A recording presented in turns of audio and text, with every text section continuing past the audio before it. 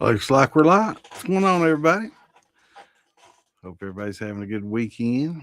Thanks for joining us. Distilling 101 Q&A. Let me see if Clint's going to be with us tonight. Probably going to be working, I guess. Saturday's pretty busy day for him. But let him send the link out for him just in case something happens.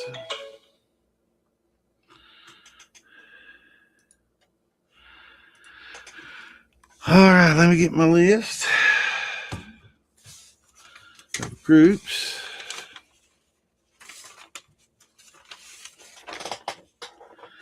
And get some of these links sent out.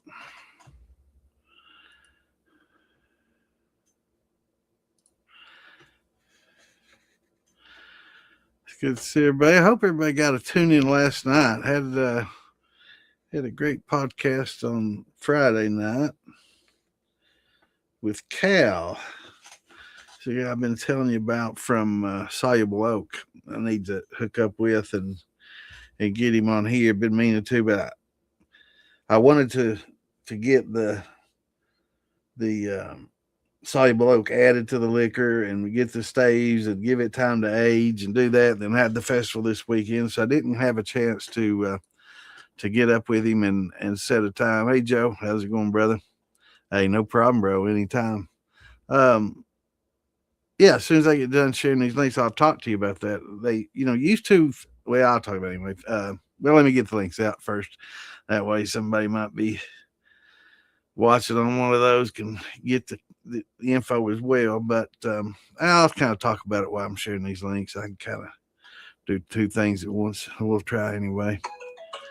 But used to everybody use the 551, which was for clean copper. So anyway, Joe was talking today about cleaning some copper. When it sits around a little while, tends to kind of oxidize, can kind of turn a little green on you. Especially now, Joe didn't, but especially if you were to leave some liquor in there or some back set, more.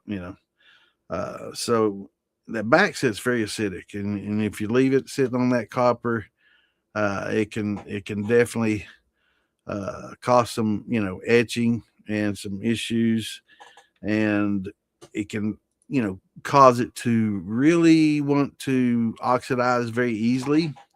What happens is copper generally has a fairly smooth. If you were to look at it through an electron microscope or a really powerful microscope, you'll see that what appears to be a soft, shiny, flat metal actually has quite a few pits in it, right? And after you subject it to the 551 solution with the hydrogen peroxide, the solution is 500 milliliters water, 50 milliliters of hydrogen peroxide, and 1 ounce of citric acid. The thing about the peroxide is it basically accelerates it. It's an oxidizer, right? And it makes it work faster, harder. Clint said he's going to be in and out throughout the day. I thought it was Friday, and right now in the middle of a run, he's busy. Message him back.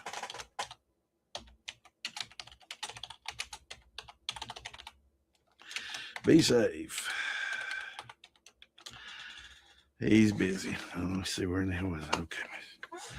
So anyway, so you add the 551. If you have some like really old copper, really heavy old copper that's just really green, just encrusted and just really, really in bad shape, then it's going to probably take something a little bit stronger, than just your regular vinegar or citric acid run. So in that case, maybe adding some of the peroxide, oxidizer, would be a good thing, because it might be one of the few things that's actually gonna, be that effective against that kind of buildup.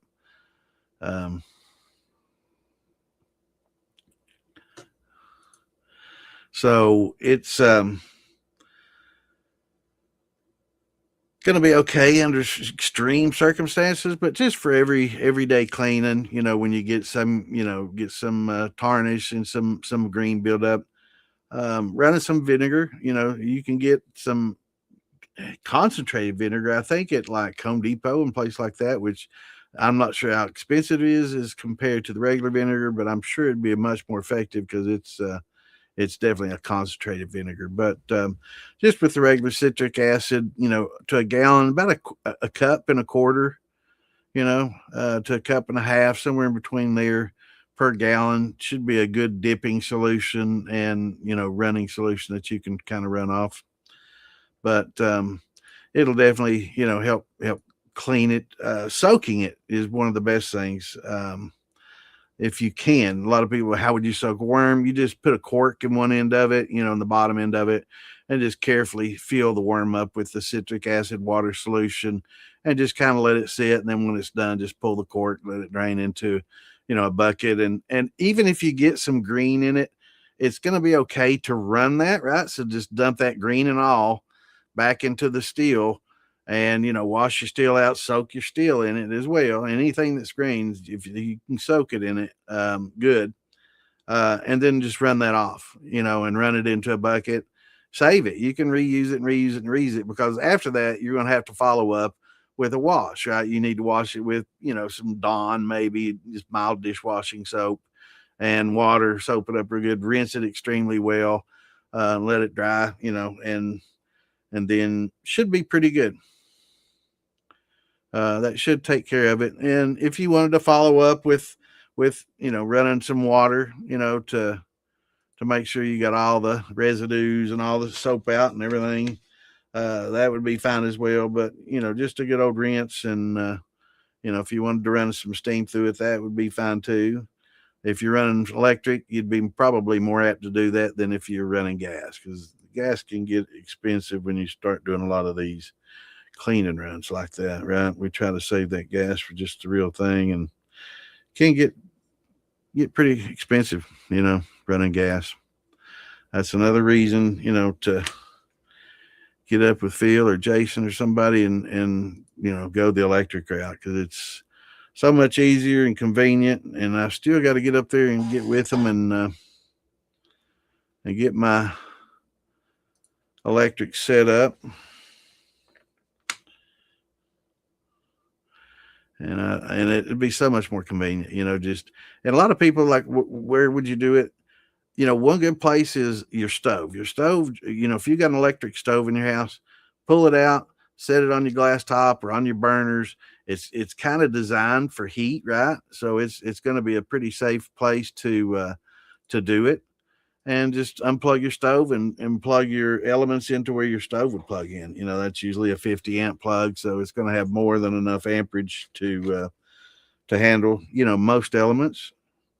So that would work out pretty well. Plus, the top of your stove, like I say, is a good place to just see.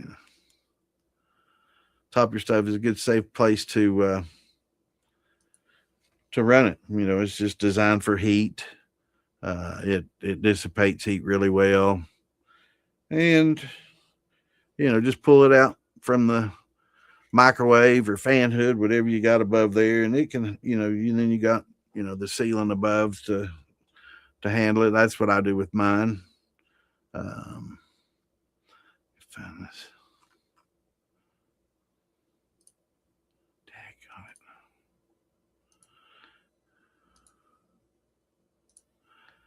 Just pull it out and it'll clear, the microwave and the fan or whatever you got above there. Pretty easy way to do it. And like I say, that plug's there. It's convenient, and it's definitely rated at enough amps to handle most any 220, 5,000, 6,000 watt setup, being generally a 50 amp plug. I'm pretty sure most stoves are a 50 amp plug. Another place, or clothes dryer, if you got a clothes dryer, I think those are on maybe a 30 amp. So that's going to handle most of your, I'll have to do the math. Should handle a 5,000 water. I'll have to do the math. Yeah, it should handle close to 6,000 watts, right? 220 times. Yeah.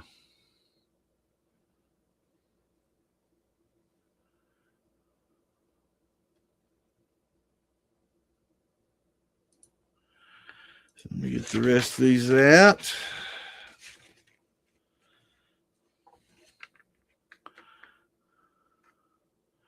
And I'll be able to greet everybody in chat.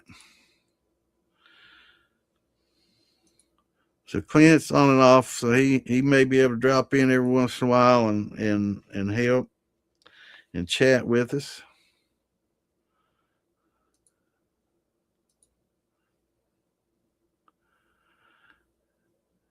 which would be awesome.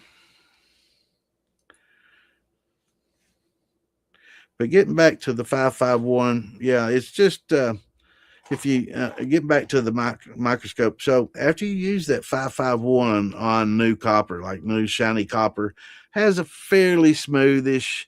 Um, wish it'd tell me. I just shared that too. I hope that. Yeah, that's copper. So it'll have it fairly smooth, and then you add that 551 to it. And if you let it sit a long time, it'll actually etch and mar the surface, and it'll be a lot rougher. And when that surface starts getting rougher like that, it's much more prone to oxidize because you have more surface area there, and it's going to oxidize more easily, and it's going to turn green more easily than it ever did before. So, um, try to avoid using that at all cost, unless, like I say, it's just so bad and thick, and it's just it's the only way you're going to be able to you make use of it. Wow, they didn't let us get very many shared tonight at all. That's not good. That's not good at all. That's nowhere near as many as usual. Let me see. In fact, one. Well, 6 shy. Usually it's 2 or 3. So we'll get those out at 9. That's not good. Hate that, but oh well. Can't control things beyond your control. What's going on, Spencer? Good to see you, brother. How's everybody doing? So anyway, once that surface gets marred like that, yeah, it gets a lot more surface area, and then more surface area equals more contact with the air and more possibilities for oxidation. And that's what happens. It gets green a lot easier. So I've been asked, what's the best way to keep a still from doing that? Is just use it and use it. And when you get done with it, rinse it out, dry it out if you can.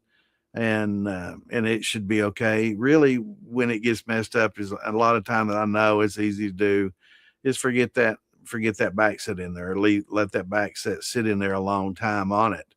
And it's just that acid, man, eats it away. That's why it's really not a good idea to ferment in your copper. It's fine to boil, your water and get your water boiling and then just dump it. If you got a valve in the front, kind of dump it out and use it for that. Great. Because a lot of times that's a lot of people's biggest, largest capacity boiler. And it's hard to, get a lot of water boiled. A lot of times that's a limiting factor on how much mash you can make at a time is how big, how much water can you boil at once and for steeping. What's going on, Mitch? Good to see you, brother. What's going on, Curtis? So that's the limiting factor. So, boiling water is fine, but fermenting in your still not a good idea because it could get pretty acidic. And making sure that when you get done, that's why it's really good to have that valve on the front. Just go ahead and open that valve. What's going on, Stephen? Good to see you, brother.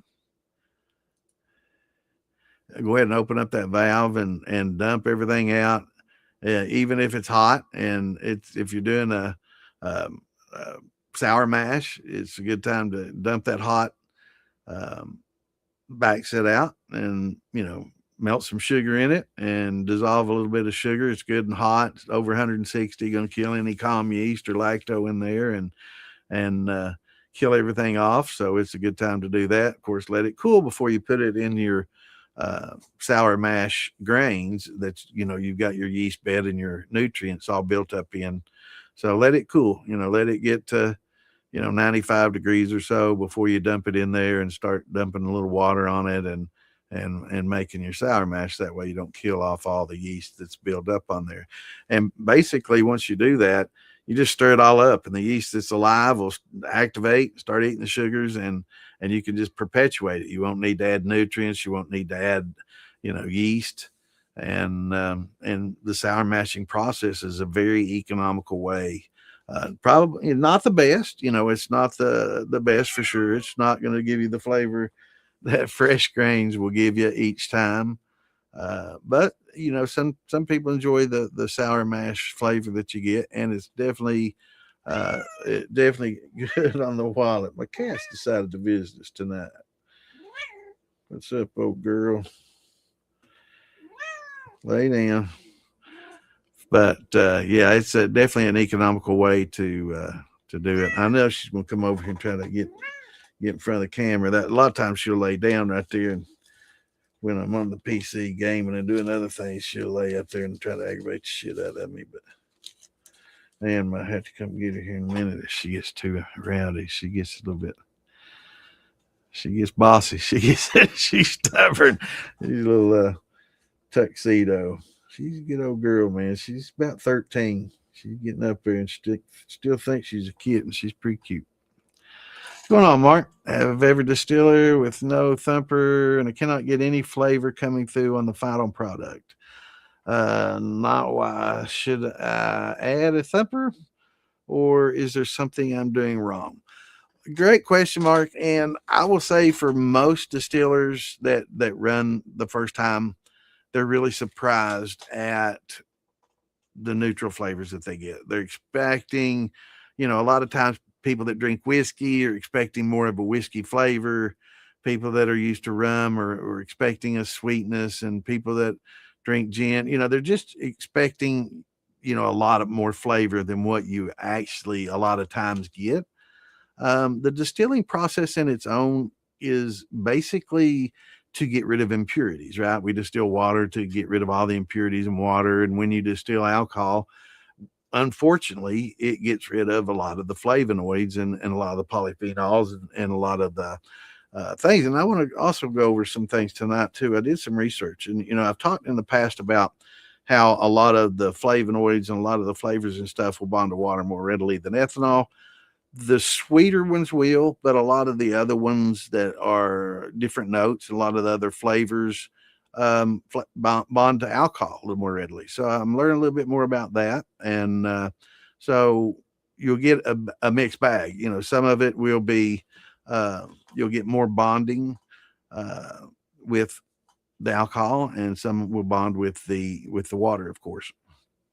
But the flavor, it's, in a pot still, you'll, get pretty decent flavor, but you're not going to get that knock you down flavor that what you're expecting, especially in a lot of brandies. A lot of brandies people expect, when I run that peach, without infusers or without, some sort of infusion process, it's really, really tough. I'm not going to say impossible, but it takes a lot of practice, and it takes a lot of skill, a lot of cuts, and developing a lot of experience before you're going to start seeing some flavor carrying forward. I would say adding infusers is going to be one of the best methods to get flavor carried over.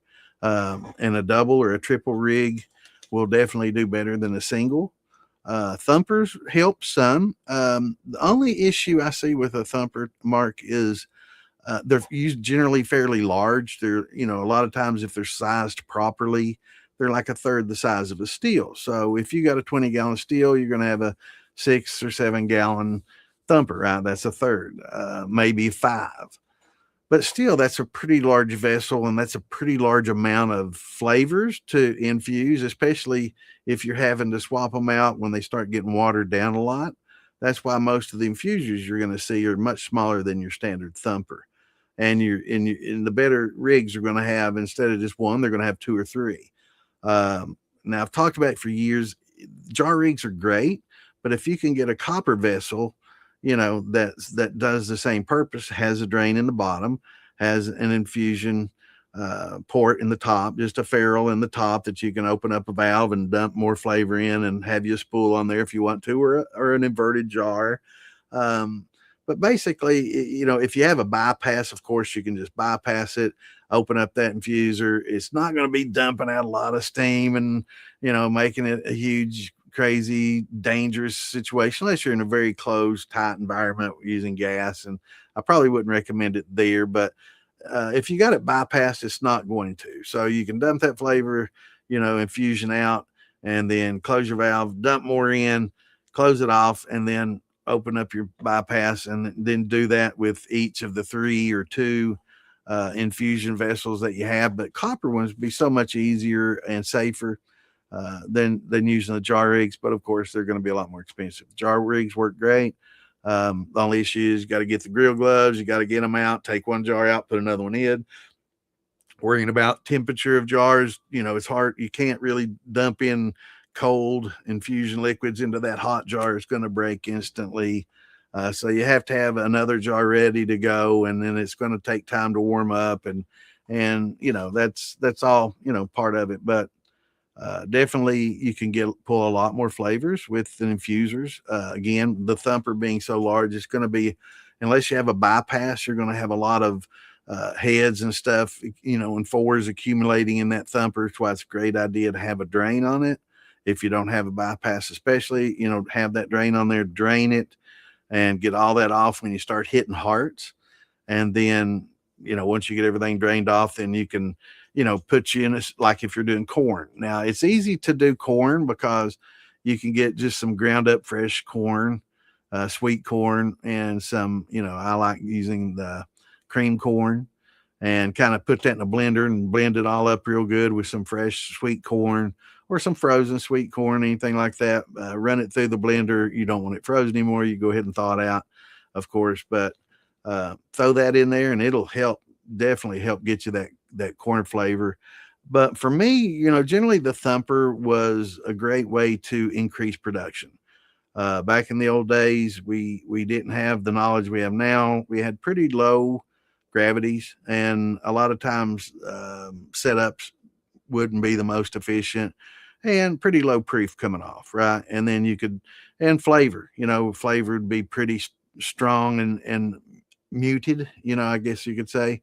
And running it a second and third time will give you some attenuation. That'll give you some more delicate notes and give you a better, more of a pure ethanol run, and tends to get a little sweeter, when you get more of just pure ethanol.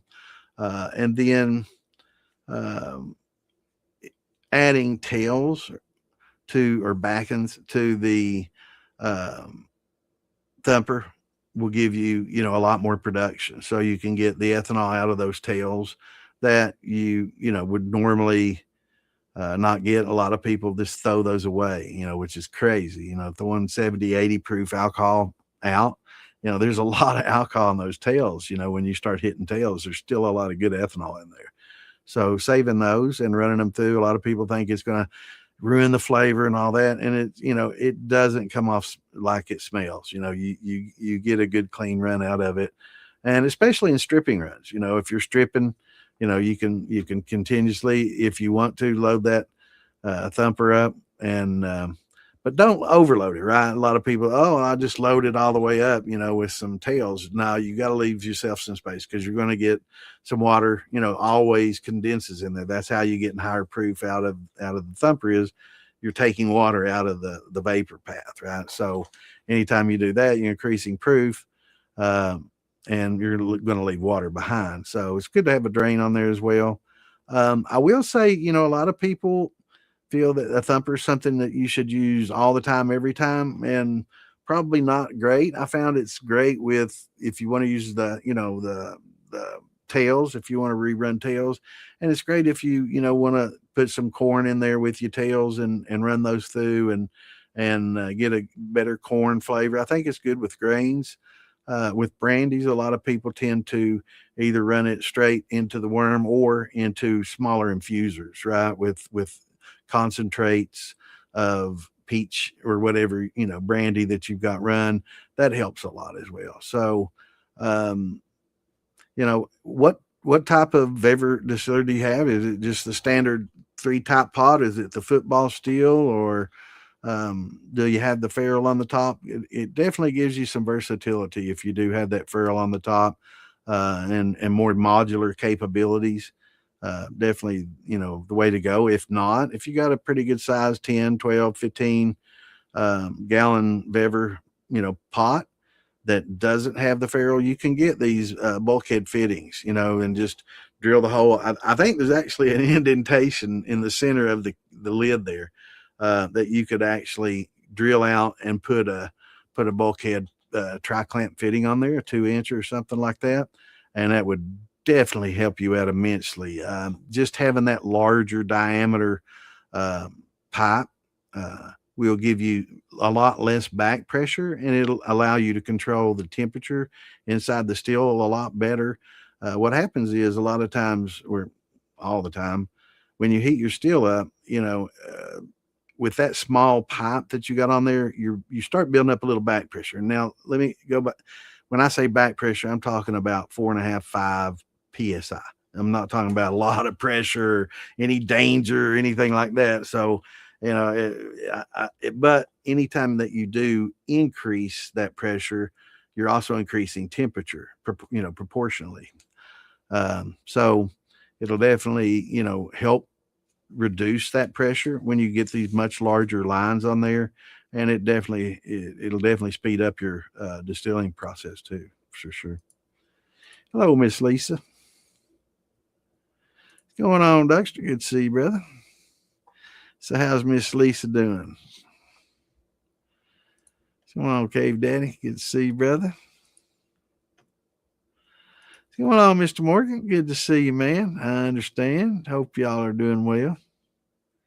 Let's just so getting back to last night, we had Cal on from Soluble Oak, and got a product out, and I really don't want to talk too much about it because I kind of want to wait to where we can get him on here. But this is what it is. It's a solution that you can add to your White Dog or your jar aged liquor, or I guess any liquor that you want, really. And that's about the color that you're going to get with it, and it adds great flavor. It definitely makes it smoother and adds some of the flavors that you're expecting, like in a barreled bourbon. But it doesn't give you that color, right, that you're looking for, and maybe some of that heavy char that a lot of us kind of like. I know, some people tend to not really favor the oak as much, and say, a lot of times they say something's over oaked and overcharred. For me, I kind of like that. I like that. So I guess it just varies depending on what you like and don't like. I think a lot of people do kind of tend to like the color. This is what I did with staves, and you can of course see the obvious differences in the color. It's let me put something white behind it because I think it looks a lot darker than it. That doesn't help much either, does it? It looks darker than it actually is, but I wouldn't say it's over oaked or anything like that. But it does have more wood and char than just this alone. This alone has, I think, more of what's missing when we just use a stave. Like the vanillas and some of the delicate flavors are definitely in this that you're probably not going to get out of a stave, and unless you just use maybe a small piece for a long period of time. I kind of overdid this so I could get it done fairly quickly. So I'll use large chunks. I basically char all sides of the wood. I don't just leave the one side charred and leave the other bare oak, in there. I char every side of the block. Yeah, here I got them. So one of these, maybe this one. Yeah, no. Well, we're gonna get too many jars. Oh shoot! Well, gonna put okay. Yeah, put them here, but you can see the size of them, and they're just charred on all four sides, and you can see some floaties coming off the barrel. So that's why we have coffee filters to kind of filter all that out. But that's the amount. That's the amount I put in the small jar.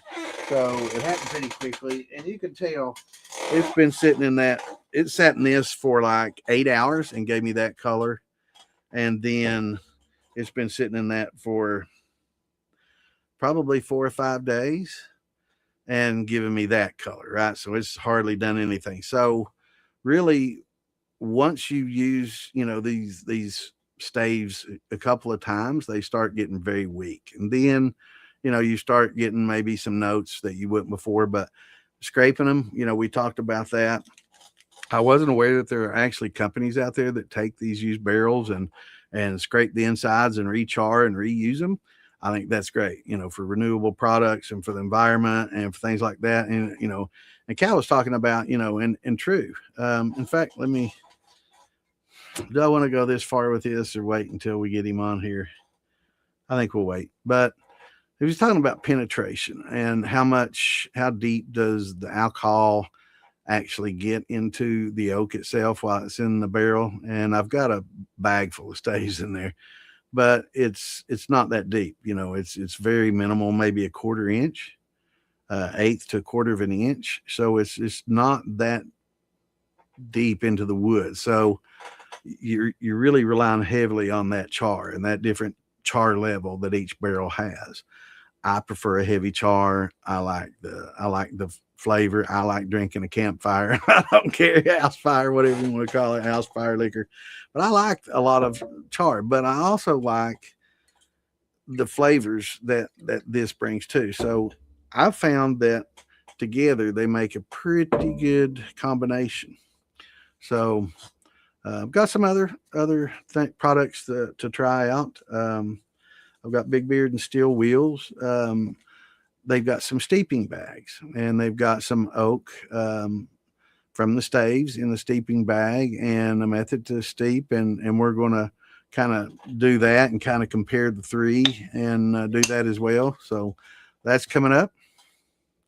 But thank you, Mark, for dropping in. I'm going to have a little sip of both. I'll start with some flavor.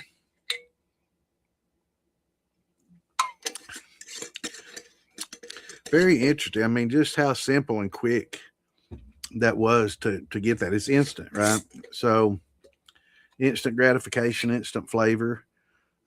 Phil put it in some Jack, and of course, it's easy to improve on Jack Daniels, isn't it? So he poured some into the Jack, and he's like, "Man, it made the Jack a lot better." So, and then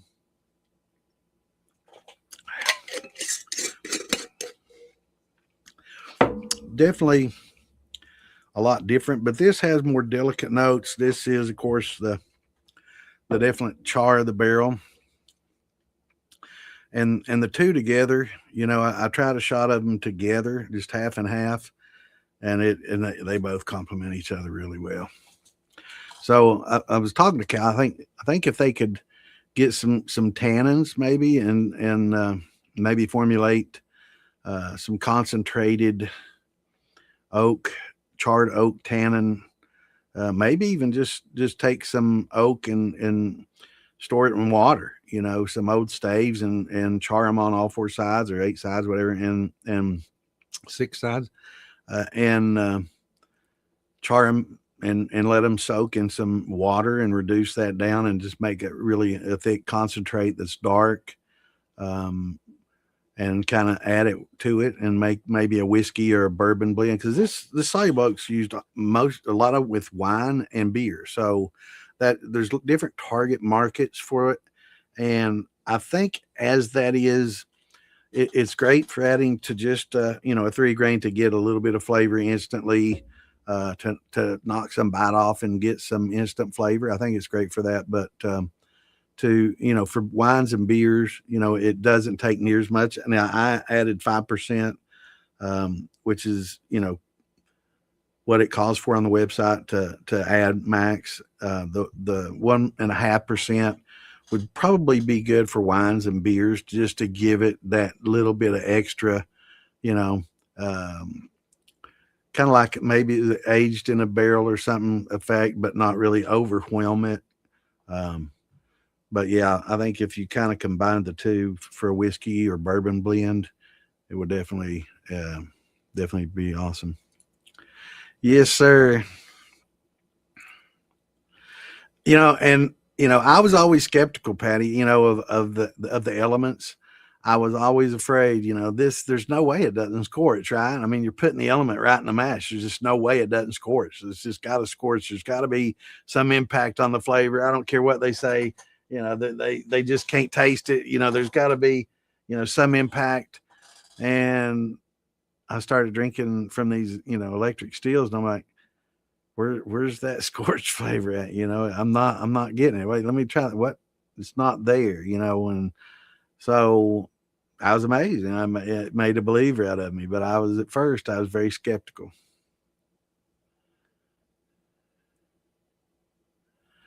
That's all right, zombie. Let me get caught up here. What are my thoughts on soluble oak? Yeah. So I'm I'm glad I answered that question before I got to it. But we're gonna have Cal on. We'll let you guys know and gals, and we'll let you know when we're gonna get him on here and talking more in depth about it. I think he's gonna send Alan Bishop uh, and maybe Moonshine Shua. So maybe we can get them on here after he sends it to them. We can all talk about it and get Cal on here and have us a little powwow and talk about the soluble oak. I think it'd be a pretty good session. What's going on, Billy Jack? What's a man doing wrong if he has 15 gallons, still gets 3.5 quarts of wonderful liquor, and then it goes to the tails? Used to get 2.5 to 3 gallon. Um, I would say it has to be, maybe the recipe, and the gravity differences. If you've not used hydrometers in the past, I highly recommend it. It's just real tough to taste, and trying different recipes, right? Using different recipes is definitely going to give you different gravities. And if it's something that you've done in the past, and you know what the gravity should or is going to be, or about be, then I would have to say it's probably something else. But if you're trying different recipes, without using the hydrometer, you're going to get mixed results. And if you don't get good conversions, right? And if you're trying to use the amylase or using the malted grains, the endogenic enzymes in the malted grains to get your conversions, then maybe you're just not getting the good conversions. So maybe do the starch test and see what kind of with the iodine, right? And see what if you're getting all your starches converted. Um, a lot of times, if you're not getting those starches converted, you're not going to have what you normally would, right? But going from recipe to recipe is tough. And if you have that hydrometer and you can get your initial readings, that's not going to tell you what sugars that are in there are fermentable, but it is going to tell you how much or approximately how much sugars you got in there and give you a general idea of how much and what proof, to expect and what kind of volume of alcohol you're going to get, right? Um, but yeah, with the 15 gallon, yeah, you should be getting, over two and a little over if you're getting a decent gravity and getting a good conversion. Yeah, especially proof down, you should definitely be getting more than that once you proof it down to 100 or so. Yeah, you should definitely be getting 2.5 to 3 gallons easy. But distill it off just the hearts. It could be recipe. It could be going from grains to brandies, or brandies to grains, where brandies tend to have more sugars added and tend to be a little sweeter and produce a little more, since a lot of people add a lot of sugars to their brandies that aren't technically brandies if they do add a lot of sugar or any. But yeah, I would say it's probably either just different recipes and having to kind of every time you try a different recipe, you're going to get mixed results, and using that hydrometer will help. But if you can, adjust it, and make the changes that you need, try to get a better conversion. If you're using, a little less grain, try use a little more grain. So if you're just using 2 and you're just not getting that production, go to 2 1/4, 2.5 pounds per gallon, and see if that gets you a little extra, right? What's going on, Frank? Good to see you, brother. Well, we get a little bit slower. I want to show y'all some of the stuff Frank's been working on, man. He's got some of the coolest stuff. He's got bars and stuff. Frank's in the auto collision repair and does a little bit of restoration work, but mostly into collision repair and car bodies and stuff. Does excellent work. But he's been making some bars with old truck parts and old Jeepster Commando stuff, and cool as hell. So I'll have to show y'all some of those pictures if y'all haven't seen them. Yeah, me too, C-Shine. He'll try to jump in here when he can.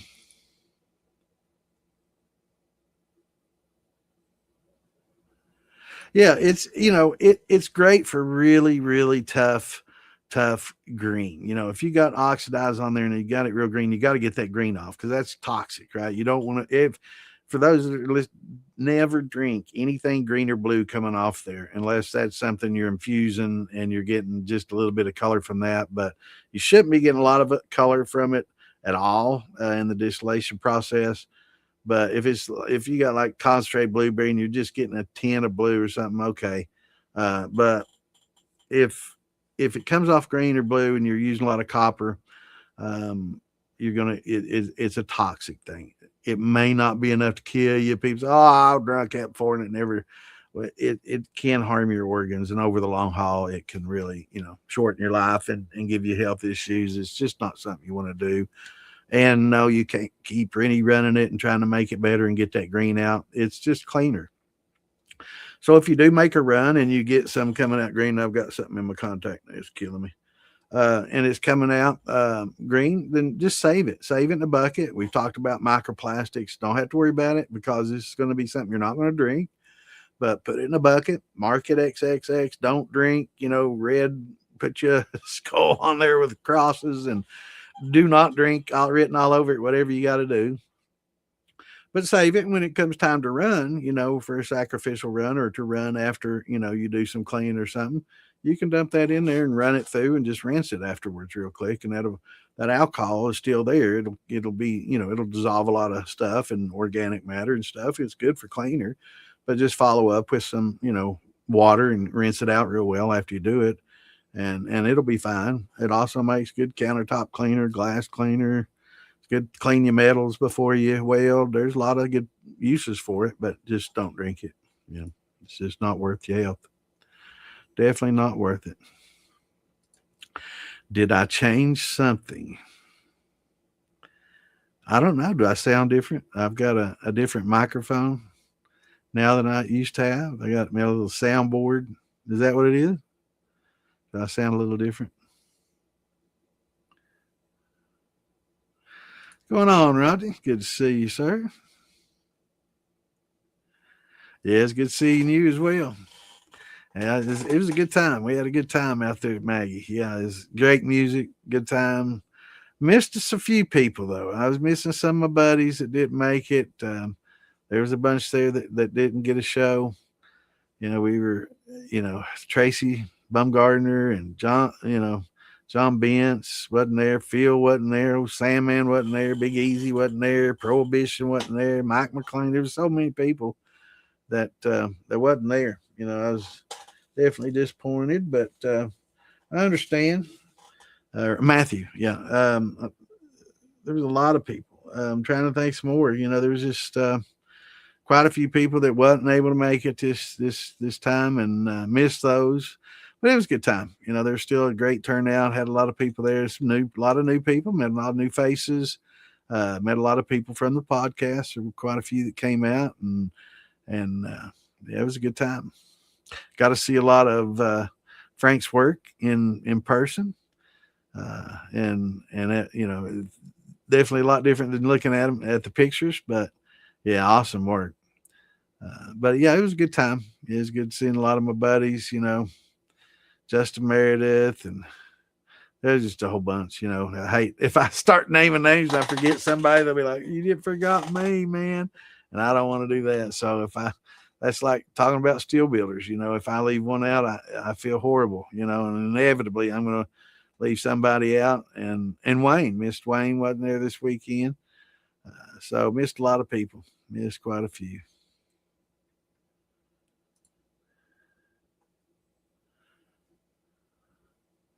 I do too.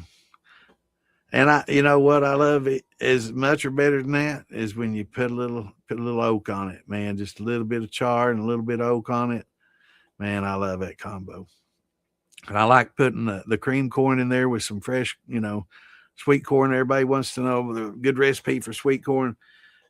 Take a few years, blend it with some cream corn, and put it in your thumper is the best thing you can do with sweet corn because otherwise, if you just mash with it's expensive. It's great table fare. Feed your family with it. Save. Use heirloom corn or yellow dent corn for your liquor making. I mean, it does make great liquor, but it's very expensive. And like we were talking earlier with Mark, you do lose a lot of that flavor. You're going to get some corn pulling through, but you can get that just by using that fresh corn and some cream corn in your thumper or infusers. That works really well too to help accentuate the flavor of that corn. Would adding cream corn to thumper? Absolutely, absolutely. No, it doesn't make it cloudy. No, it distills. I mean, you get a second distillation. If y'all watched Phil's video on the steam distillation, basically they're just running water through a lot of the sludge that's in the bottom that we normally try to press out and get all the liquid out of it. So in the very bottom, just the yeast bed and all the liquids, instead of pressing it, they're just dumping it in there and just running the steam through it and distilling that and getting the alcohol of it out of it that way and the flavors out of it that way. And it comes off perfectly clear. The distillation process, unless you're puking, generally will come off clear. Yeah, we got to get the alchemist in here, Mr. Bishop.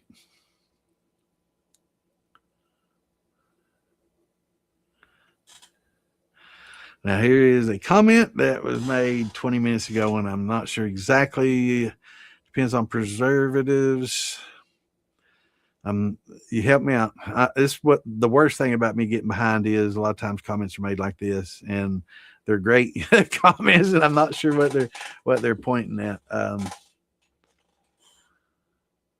So I'm not sure, but let me know, Leroy. Let me know because it's probably something I should know or definitely want to talk about. Got about a quarter of a gallon of homegrown boysenberries. Oh, and a 1 gallon glass jug. What's the dumbest way I can make wine? I don't know. Probably just make some wine and steep that in it and just pour it in it and drink them together. Probably it's very it's basic. Just add your fruit, a little bit of sugar, and a good yeast. That's one of the keys to making good wine is good yeast. Because it's not something that's getting distilled. It's something that you're drinking the mash and the must, right? So in making beer and making wine, it's much more critical. I mean, I'm not going to say it's not critical to select a really good yeast for distilling as well. That is, of course, and it does impart. It's all about that. It adds so much unique in flavor, and it really decides where you're going with something.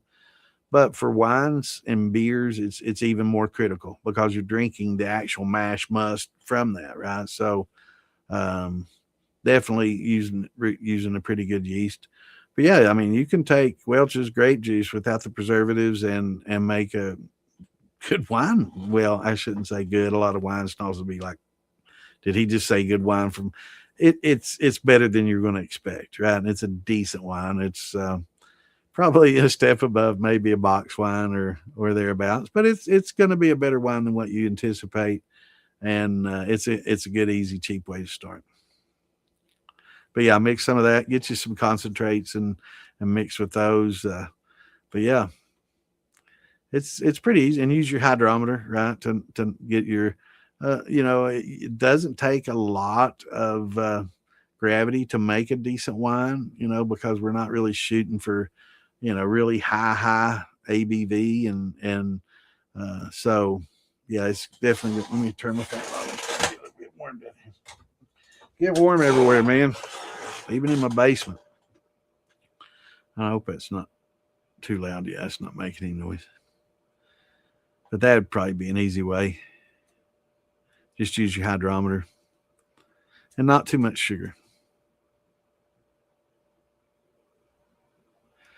Well, I basically, Joe, what I've done is just combine the two, and that way I wouldn't overdo this and kind of lose those delicate, flavor notes but give it some of the char and color that I think it is lacking, and I think the two are kind of a match made in heaven kind of thing. Is more time distilling better? I mean, like 5 times in and out. It depends. It really depends, Bjorn. If you're wanting lighter, more delicate floral notes, distilling more times is going to give you those lighter notes. If you want a really strong, heavy, bold flavor that is going to be there front, back, and center, then probably a one and done is going to be fine. But you're not going to get more delicate notes that way. So a lot of people say, oh, distilling it more higher proof. Not necessarily. If you come off and you proof it down, if you come off at 140 or 150 on your still, and you just do one and done, you're getting that. If you run that, proof it down, run it again, proof it down, and kind of make cuts in between, you're getting more of your heads and tails out. You're getting more pure ethanol, which isn't necessarily always better, but it does tend to get sweeter, more light bodies, more lighter flavors, light flavor notes than just a one and done. So it really depends on what distillate you're running. People running corn liquor tend to do one and done, especially if you're infusing. But like for a vodka, a couple of runs would be fine, unless you're just running a big column and you can come off at 196. Then that's all you need to do, because it's just done, right? But if you're running a still that's getting lower, like 130 or so, running a few times, I will say some of my better distillates, that especially some of my grappas and stuff, and some of my brandies, it tends for me to get better running it a couple of times. I do it a little differently. I pour it back into the back set and run it again, kind of like they do a cognac. So I don't lose a lot of that flavor as well, but it tends to get more refined, lighter, but I still maintain some of that flavor, and I get kind of the best of both worlds, if you will. But it just depends, try it and see. You can run, some and just keep one jar out right in the middle of your hearts on your first run, and then just dump everything back in there, from your middle of your heads all the way to the end of your tails. So run them all the way out and keep all that ethanol and the tails, and then dump that back in and run it a second or third time, and just pull one jar out each time and just put one on the first one, like that's the first run hearts, and then put a 2 on the next one, that's your second run hearts, and then put a 3 on the third run, and that's your third run hearts. Kind of proof them down to 100. That way, you can taste the difference. Proof each of them down with some distilled water and taste the difference and see what you think. And I think the first done will have just more of the same flavor. I think the second, may have a little bit of both. And the third, I think, is going to be a little more sweeter, a unique sweetness that you're not getting with the others. Maybe start getting some florals and other things, notes, and lighter, more delicate notes. But I think for me, the more I run it, the more, but different flavors that I get. So it's just going to be something to experiment with on each thing that you run. With grains, I tend to run them fewer times, and with brandies, I think running them more gives them a little more refined. But that's also using infusions, right? So I'll run them a few times through an infuser, and you can pull out some some more flavor that way. Good question. But yeah, experiment with it and see. What's going on, Hollow Tree? Just found the live. Awesome. Ask again tonight while listening. Great. Love to hear it. Only have done 2 runs using an electric 8-gallon pot. Awesome. Reflux. Cool. Tonight's Bloody Butcher, wheat and barley. Love using wheat. Did you malt the wheat or not? Is the barley malted or not? Did you do conversions or did you depend on the grain and on the malts? But yeah, definitely a great combination for a second time. Or I guess this is the third. You've done 2 runs before, so yeah, that's a really good combo.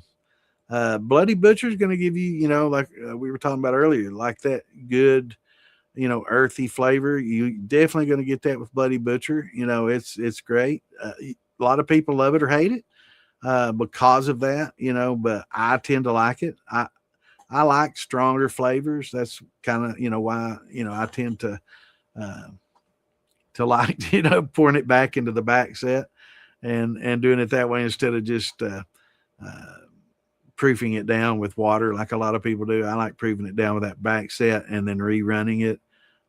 And that's kind of like a cognac, the way they do that. And it gets a lot more flavor, but the flavors are muddier, right? So it's not going to give you a lot of separation. Whereas I was talking about doing second and third runs. If you proof it down with water and do those second and third runs, it does get lighter, more delicate. But with this, I do the brandy this way with certain brandies, rerunning it with that back set to maintain those heavy flavors, because sometimes I like those. So it just depends on if you want that or not.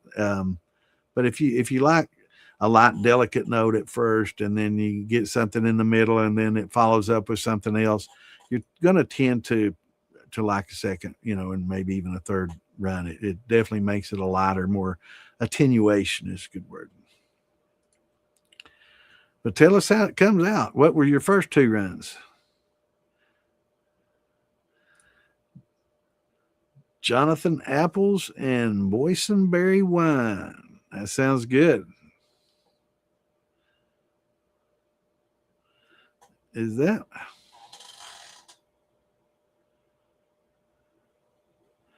Yeah, that's what Mikey was talking about. Mikey missed Tuesday. We had people in there talking about vinegar. We watched, a little, or I don't know. Did you see on the?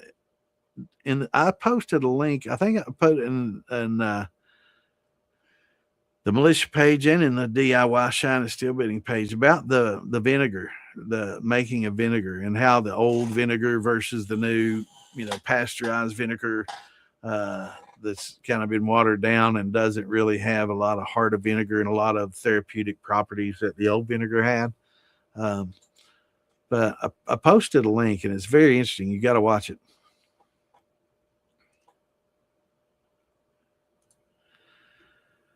Yeah, absolutely. Put a vanilla bean in there with it. You're definitely going to pull a lot of that vanilla out. Actually, you could just take it and scrape it, right? Take it and split it in half because it's so expensive. You could take one and maybe third it and just scrape it, and just that little bit of scrapings you get out of it. And I guess I'm not sure how bitter the actual outer parts and skin might be, but I know a lot of people just scrape them and then use that. I'm sure there's a reason.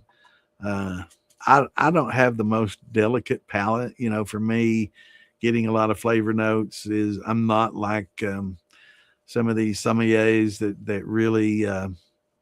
Oh, is it that time already? Thank you, Stephen. I don't pick up a lot of notes. I don't know if it's just from COVID that I've had 3 or 4 times, or me destroying my taste buds with all the liquor I've drank and food I've eaten, and so I don't know. Could be a combination, I guess. But I'm just, and some people's just palates aren't cut out for that, right? So I mean, I'm my nose, I think, is probably better than my taste buds. I'm pretty good at smelling things, but well, good. Come out tart. Yeah. I've never done it much with boysenberries.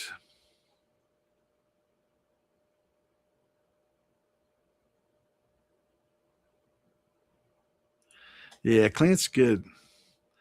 Clint's a good one. Yeah, I miss having him on here too.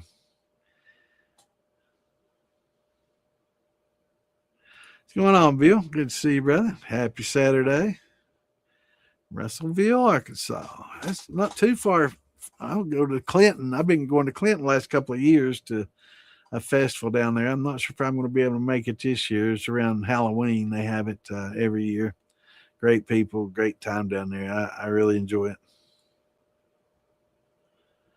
Just got back into brewing beer, and I was just thinking about you. Sorry, Caps was on. Oh, that's all right. I do that all the time, man. I do that all the time. That's no problem. I know you're not yelling. I don't care. Sometimes, tell you, it's a little easier for me to read that than a lot of the other print. So that's not a problem at all. But yeah, that's awesome, man. So if you're into brewing beer, you definitely got a leg up on making some good whiskeys and grain liquors for sure.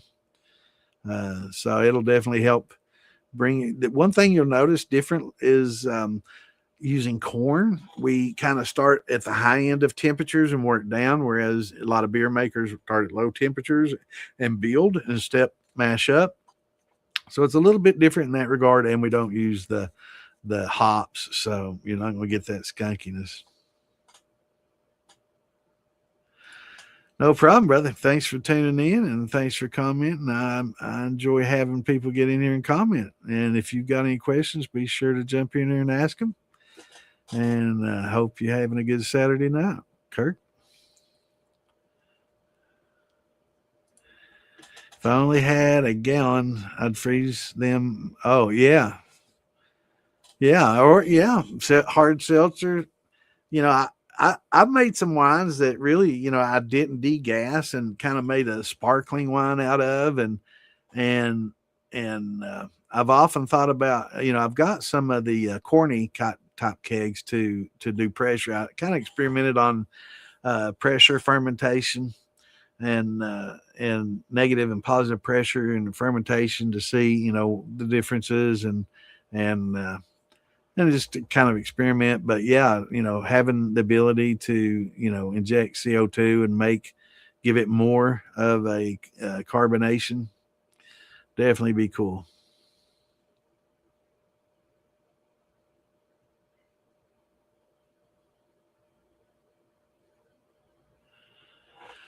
No, I don't. I don't really.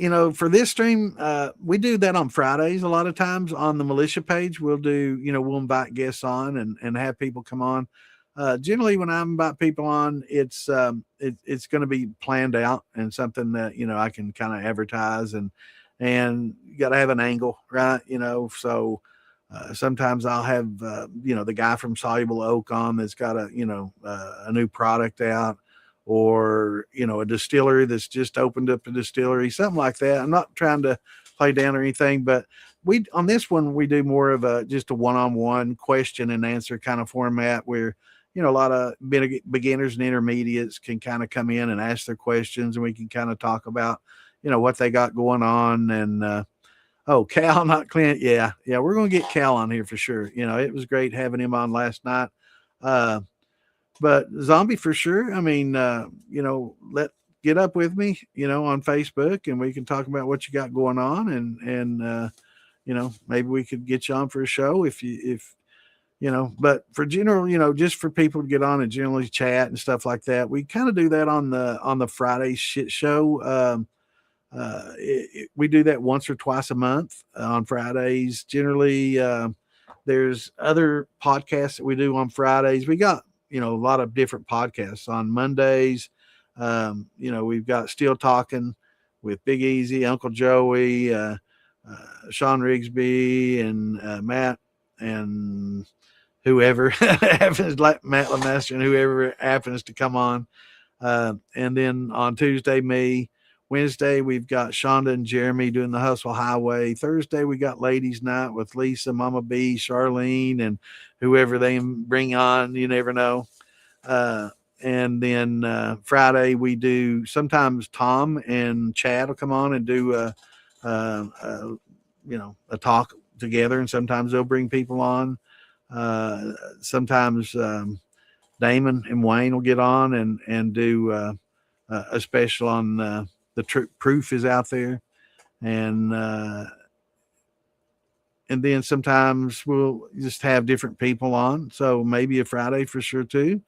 And then on the shit show, a lot of times we'll just put post links and allow people to get in there unless they get kind of crazy rowdy and start saying stuff that might get us banned or something crazy. We'll let them in and let everybody talk. So probably Friday. I think it's like towards the end of the month generally.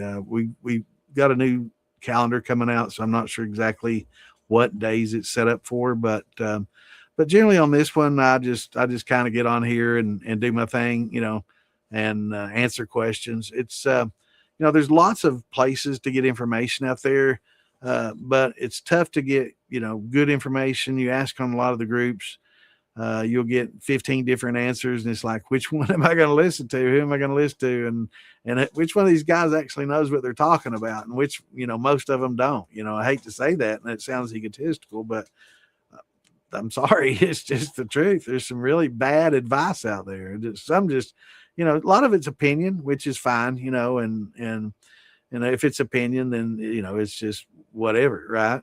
Some people like turbo yeast and some don't. That's an opinion. But sometimes there's scientific facts that are mis kind of represented, and that's where it kind of gets to me, a little bit, especially when safety is concerned. But watching the videos and other stuff, it's really tough to get your questions answered, right? And kind of something I've been wanting to do for a long time. So a couple of years ago, I decided, I'm just going to do a Q&A and just jump on here a couple times a week and let people ask the questions, because if you're wanting to learn and you're watching George or some of the old videos or Phil Billy and all great videos, great stuff. But if you have a specific question that you want answered, you got to watch lots of videos to get those questions answered, right? So here we just cut straight to the chase. You can ask the question and we can talk about it. And if I don't profess to know all the answers, if I don't, I'll try to find you the answer. If I don't and Clint doesn't know, then we'll try our best to find you the answer, or at least get you on the right path to where you need to be. Cal, well, we like Clint too. But yeah, Cal is a very interesting guy. You can tell that that he's pretty eccentric and very knowledgeable. He didn't really want to open up with the knowledge. I guess he just kind of wanted us to set the pace and talk about his product and which is great, and it's a good product. Yeah, it's definitely interesting. I like the combination. I think both. I think if you're somebody that uses spirals and staves, you're missing this flavor. And then if you just use this, you're kind of missing this color and some of the richness and char that it provides. So I think the two work real well together, and hopefully Cal can kind of maybe do a whiskey or a bourbon blend and add a little bit more of the oak and char to kind of give it a little bit more color people are expecting. I mean, not this rich. I mean, that's pretty rich in color. That looks pretty damn good, though. It tastes good, too. But the two together, just awesome. It's really good. And eventually I'm just going to dump them both into each other after we get Cal on here and I do all the comparisons. These two are getting combined into a jar, and I'm going to be a happy camper because it's really good stuff. Right. Going on, Indy? Got 2 to 3 gallons that has been way over oaked for way too long. Is there any fixing it, or do I just rerun it? Actually, you can just add some more clear to it and kind of dilute it and let that blend for a while and estrify and work, and that will help. Or yeah, you can rerun it. Yeah. So yeah, but if it's 125 to 130 proof, you're going to want to cut that close to about half, right? You want it to be below 80 proof. So maybe take it to 60 or 70 proof, and which would be almost about half that. So or you could just dump it in some mash that you're getting ready to run, not that you're getting ready to distill or ferment, but if you've got some mash that you've added, and you can just pour that in it if it's the same, right? If it's a grain, yeah, just pour it in it and distill it off, and you're gonna taste some of that char coming through. That's one thing that you will probably pull through, and then you can just redo it that way. But try both. Try to put some clear on it. If that just doesn't work for you, then just rerun it. That's one of the beauties about this. If unless you really scorch it, and scorch it badly, you can always try to rerun and play with it and make it work. Use Tennessee white oak staves, blanks, stored at 42. Oh, wow. 42 years. Cut them an inch half. Awesome. Deep grooves on all four sides and char it heavy with a torch. Well, this is what I use, old map gas, right? So yeah, I char mine. I do the same. I don't cut grooves into it.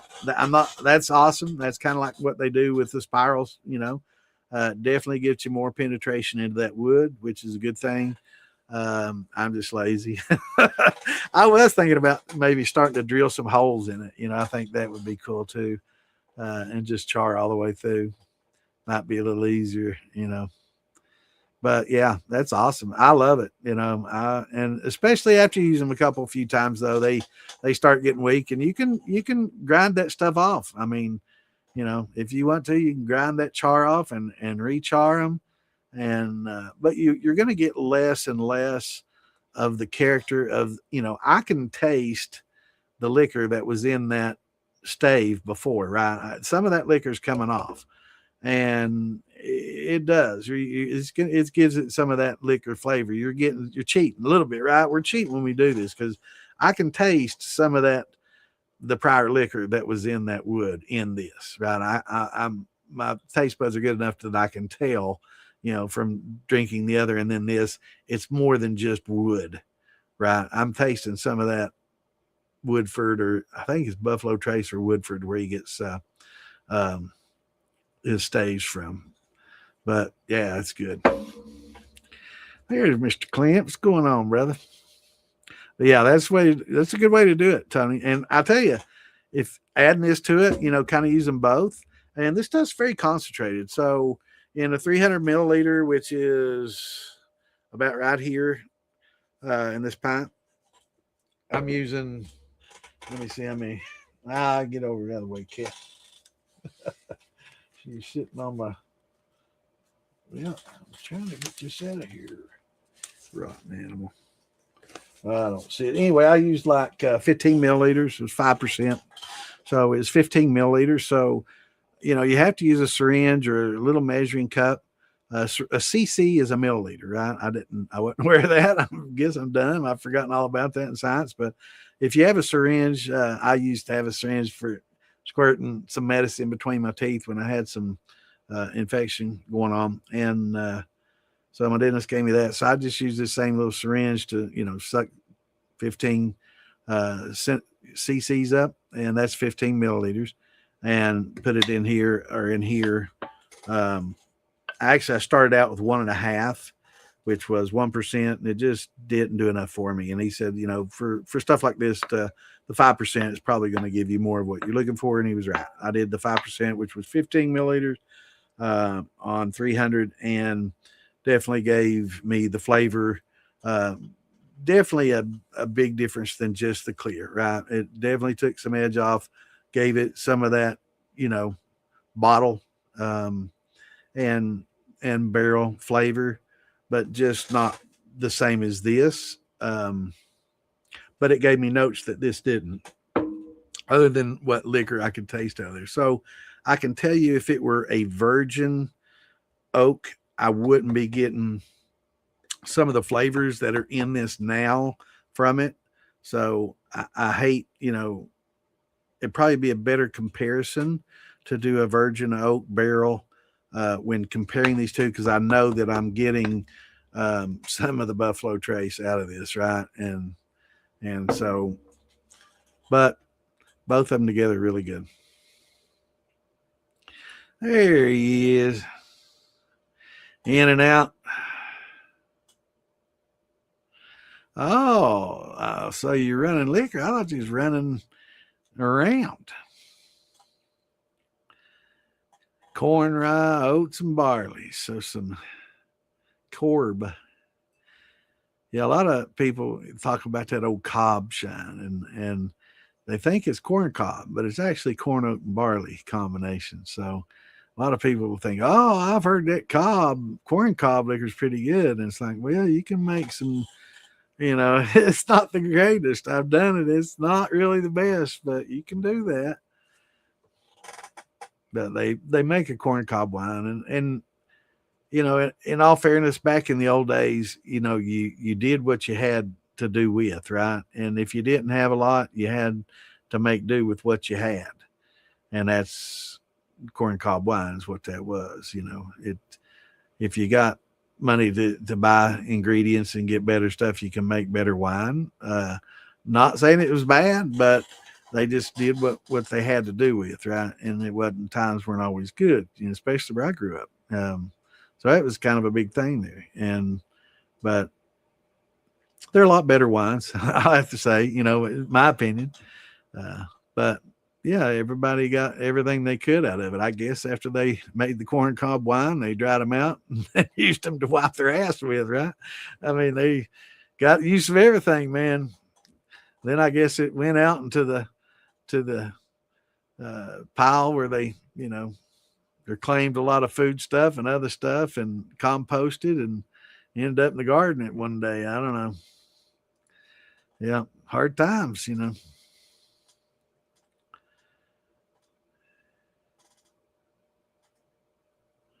Oh, I thought you were talking about me. Something changed. I'm like, well, I mean, do I look more handsome than usual? Or is it my sexy voice or my new microphone? Or I'm just kidding. I didn't know. And I'm that far behind. Oh, yeah, let me get those other links here. Thanks, Stephen. So let me get a few of these shared. I can't believe we didn't get very far this time. All right, that's where we are. Hopefully I can get the rest of them shared. That's a lot to share a second time. Just plain. I never just get these few. And if I post in a group twice, I'm sorry. I'm absent minded and it's easy to do.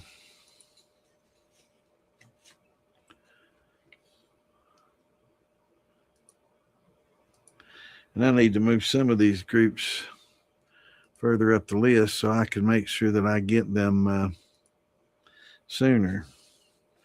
But a lot of these are groups that we're all a brotherhood and we all have pretty much the same people in a lot of the same groups. So I'm trying to put some of the groups that may have fewer of the common core, I guess I can say.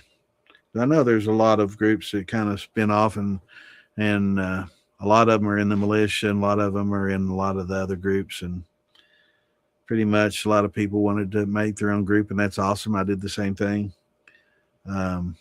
Actually, I did the same thing with several friends and opened up several groups with them, which was a lot of fun. And it was more than I could do, so I didn't want to do just anyone. There, we got them all. Good deal. It's hard to do everything, maintaining these groups, and admin and moderating a lot of different groups. It's not easy. It takes a lot of time,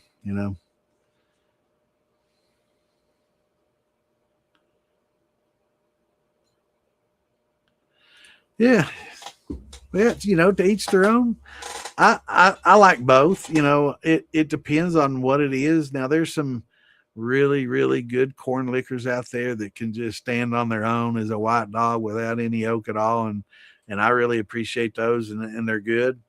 And a lot of stuff can use the benefit of a barrel, at the same time. Some stuff, a barrel helps correct a lot of things, and so does time.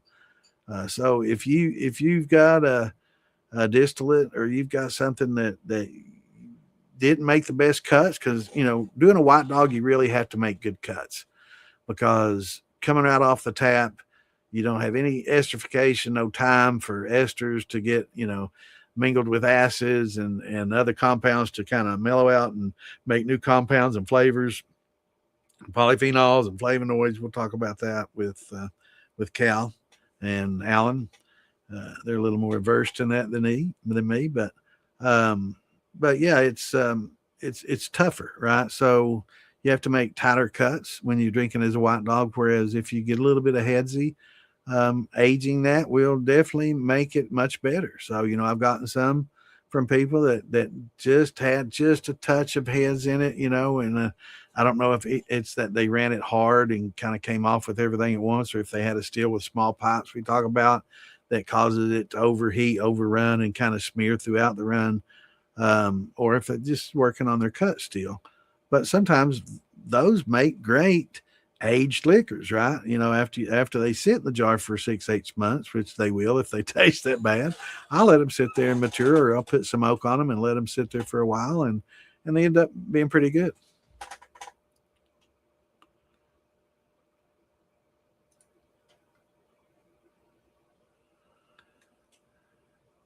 So definitely making it for OBX. Try to come farm to bottle. That's in Wilmington, Ohio. That's not too far. Just straight up, probably almost 23 straight up to it almost. But yeah, it's a really good festival too. But I need to hit OBX. Haven't hit it yet. I've got friends that go there, a lot of friends that go there, and I do want to try there. I've heard it's great. Definitely beautiful place too. And I like to fish, so all the above. It's good. It's good. Muscadines are coming right along. That's awesome. That's good to hear.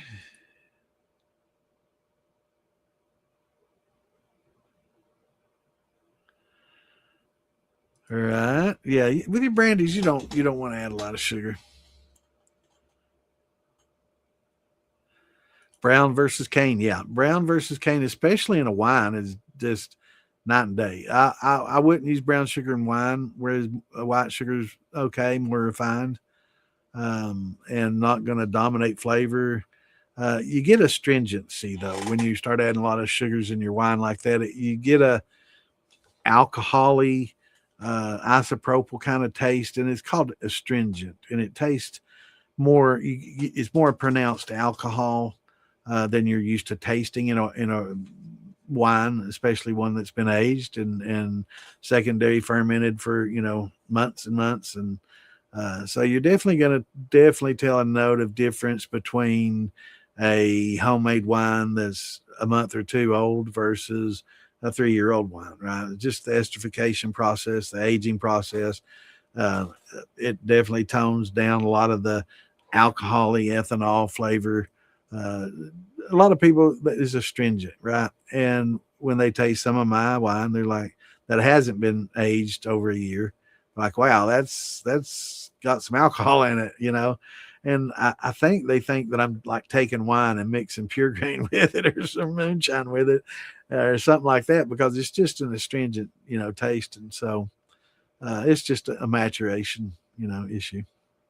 What's going on, Brian? Good to see you, brother. Good to see you this past weekend. Now you need Jonathan Apples. You do.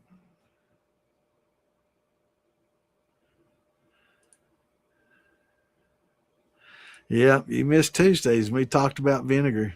But do check out that video that I posted. It's right down your alley, man. You'll love it. Talking about mother vinegar, it helps put a lot of misinformation. I've been trying to talk about vinegar for a long time, and a lot of people are resistant to information, I guess you could say, be the nice way to put it. And hopefully that'll help fill some of the gaps. So a lot of people swear up and down has nothing to do with acetobacters, and I'm like, that's how it starts. That's how you start. No, it starts with mother vinegar. No, that's a chicken or egg thing kind of question. It starts with acetobacters. When you have a wine that's sitting there and it's getting oxygen, it's got alcohol, uh, it's able to get oxygen and has a specific temperature, you're gonna start turning to vinegar.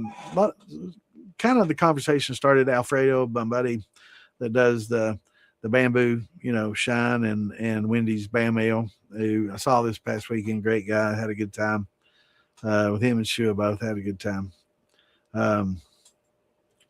But he had some that turned to vinegar, and I'm like, keep it, man, because that's gold, and this video, it talks a lot about the therapeutic.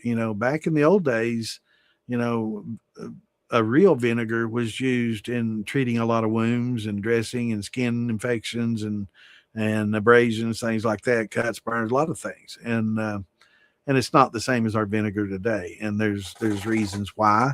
Our vinegar today is more pasteurized, watered down, goes through a lot of different processes, and in the process takes a lot of the good properties and probiotics and other things out of it. But there's a lot of good information there. You definitely will like the video. No, it's on the DIY shine and steel building. You're in there, aren't you? Oh, I don't have my banner up. Let me put my banner up and hey, DIY shine and steel building on Facebook. Forgot to put the banner up. I guess last night they took it off when they had Cal on here. Yeah, 101 I just use as a page it's my podcast page. So I podcast from that. That's my source page. But yeah, I mean, it's probably best to view, because I think somebody was commenting from there last night during the show, and it looked like me commenting from Distilling 101. But for some reason, I guess when you comment from there, it doesn't put your name, it puts Distilling 101, which was strange. But yeah, it's on the DIY shine and steel building page, and it should be in the militia page as well. It gets buried on the militia page because there's a lot of posts on there. But if you just click on when you get on the page, if you click, let me open up a page so I can see. So if you click right under features where it says most relevant and scroll down and just hit new post, then you can kind of search chronologically, and it shouldn't be too far down the list on that.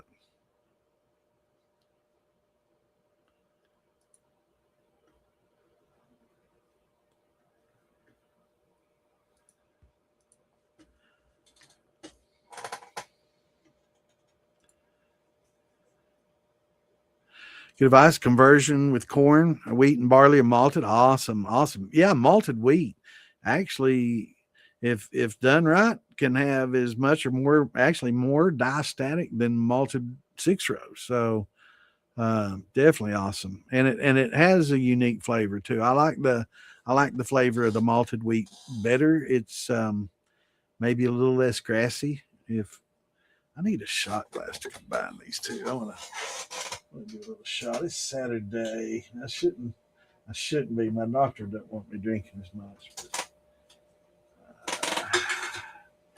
we don't always listen to them, do we? We should. I know he wants. I know I got a shot glass in there somewhere. Oh, here we go. Rebel Yale. That's an old one, man. That's from the 80s. Wow. That's back when I went to school at Transy. I was in the Kappa Alpha fraternity, and we drank Rebel Yale. Was our cheap liquor that we drank. And we drank copious amounts of it those days. It was a really good fraternity, but not the best if you wanted to graduate and do well in class. We partied quite a bit and very hard. A lot of good brothers from there as well. But yeah, that combination has actually, this is half and half, and that's good color. That's a really good color. Not quite as rich as the other, but that is a great combination. It's also a large shot glass and a large shot. So I'm going to have to hit that in the top couple. That's 110.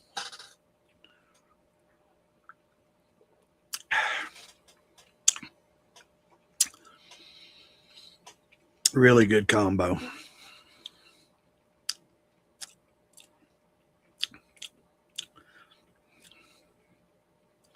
After that sits in a jar for 6 months, that's going to be some really, really good stuff. I don't know if it'll sit that long around here, but if it could have sat for 6 months, it would have been some really good stuff. Let's just put it that way. All right, let me get the alcohol off this wood so it doesn't leave white marks. But yeah, that combination is quite nice.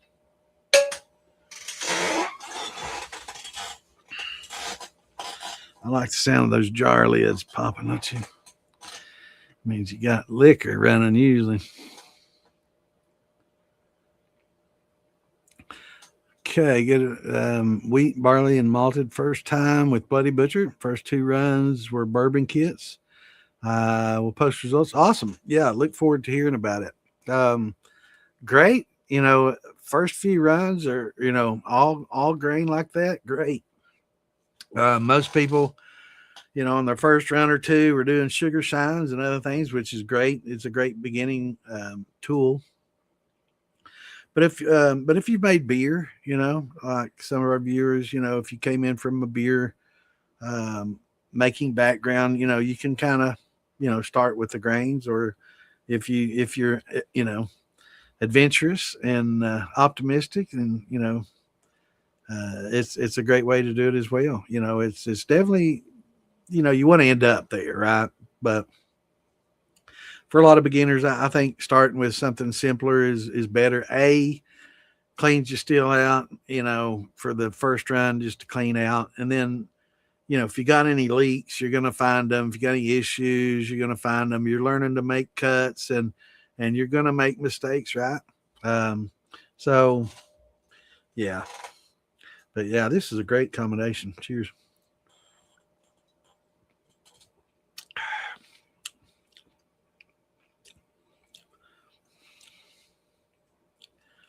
I mean, after sitting in a jar maybe 6 months and getting a little bit of esterification on that, it would be hard to tell from something that had been aged a few years, for sure.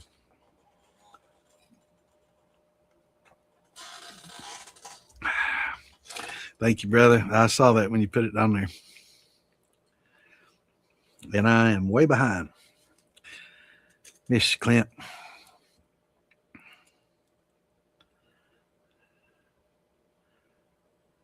Wow, I did a radish shine today and it came out all right.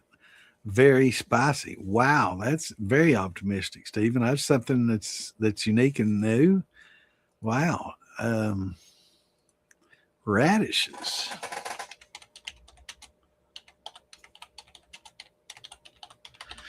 So anything that has starches, you can definitely, starches or sugars, anything that's got that in it, you can definitely, ferment them and get some out of it.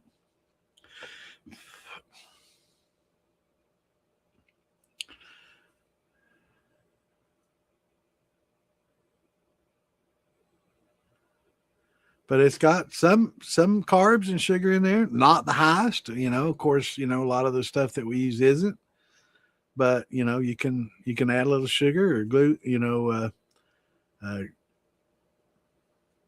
trying to read about this 3.9 grams per cup. I think that's what, close to, you pull up the handy dandy chart here. 3.9 grams per cup. So I'm not sure. I'll have to see how many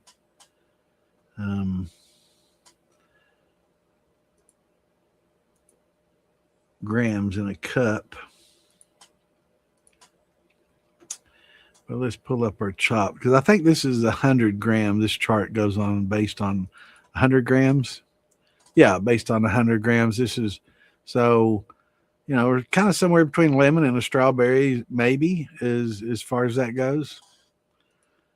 So you're definitely going to have to add something, and probably didn't get a lot of production unless you did, but very unique. Yeah, so a cup is 116 grams, so just about probably 3.5. So yeah, it's going to be, you know, fairly close to between a lemon and a strawberry. Strawberries just don't have as much sugar as most people think, man. You talk to them about strawberries, and it's like, wow, that's it's amazing that strawberries have less sugars than the grapefruit, which is great for diabetics. If you want a fruit that's like my wife or fiance, that's really good, and it kind of tricks you. You think you're eating something sweeter than what it actually is, right? So yeah, it's really good.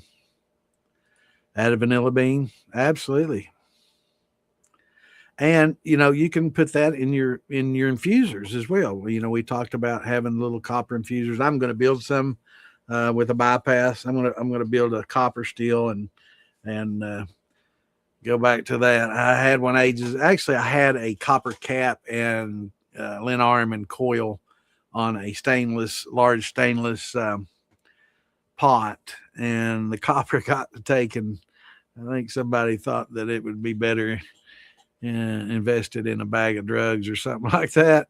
So I got my copper stolen, and I'm sure they sold it and bought some meth or some shit with it. I don't know. Hopefully they fed their families or something good, but no the chances of that, right?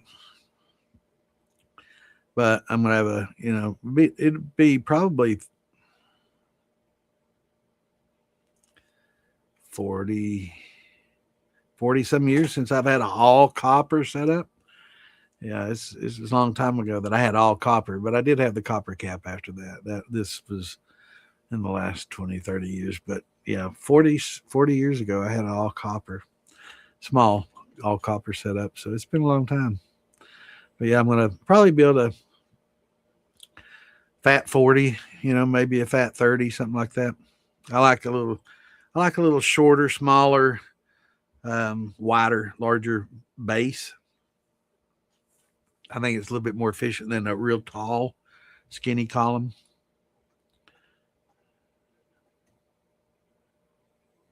Some people like their women that way a little bit too. I was thinking about, well, some people like their women that way a little bit too.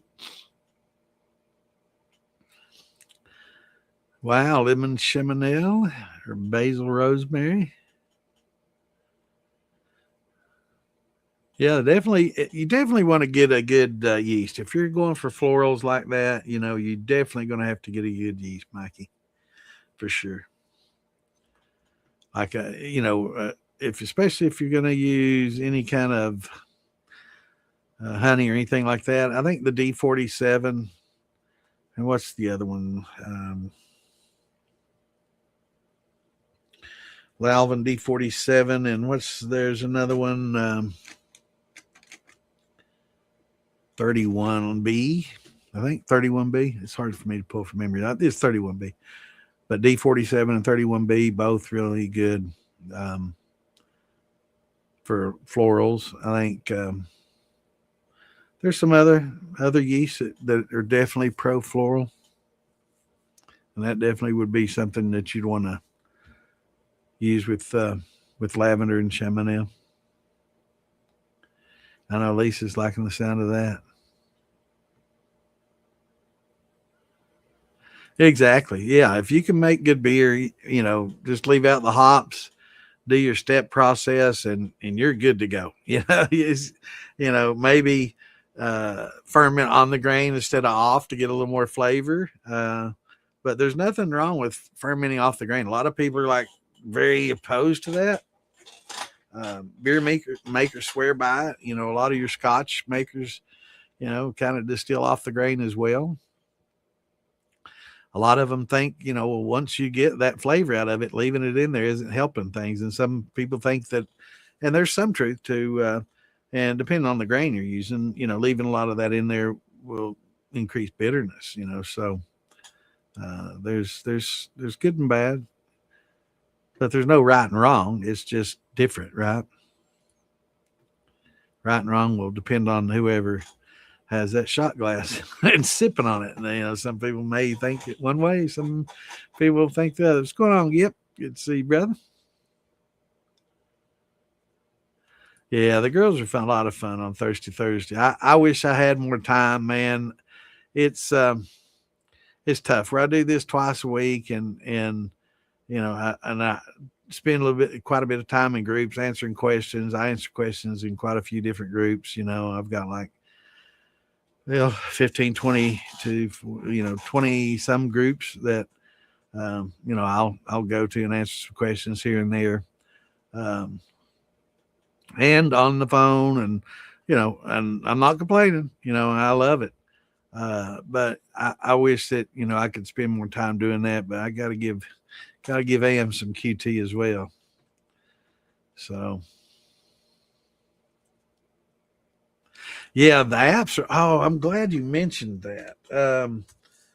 I need to get on there and download that. I've been so busy, this was festival week and I didn't get a chance to do that Tuesday. But I definitely got to, because I'm definitely stoked as well that they've got that going on, and I want to check it out. But yeah, they got a lot of, we got some things in the work, right? We've got some things coming up. There's going to be some educational things going on as well, so don't want to get too much into it, but yeah, it's going to be a lot of fun. But yeah, it's definitely awesome. The apps, I've I've got some on my phone, and I think that I might have put some links to some, of the more prominent ones on um, the DIY Shine and the Moonshine Militia pages. But but this one kind of sounds like it's got a lot of those combined into one, which is going to be awesome. And recipes and a lot of other things. It sounds really good. Definitely, definitely. I'm sorry that I haven't gotten into it by this point.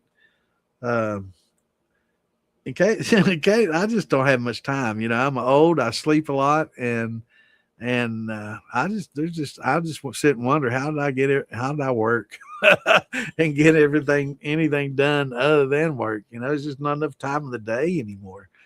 But definitely want to get into that. And looking for the link I wrote down. I know I got it here on one of these notes. Yeah, here it is. Um,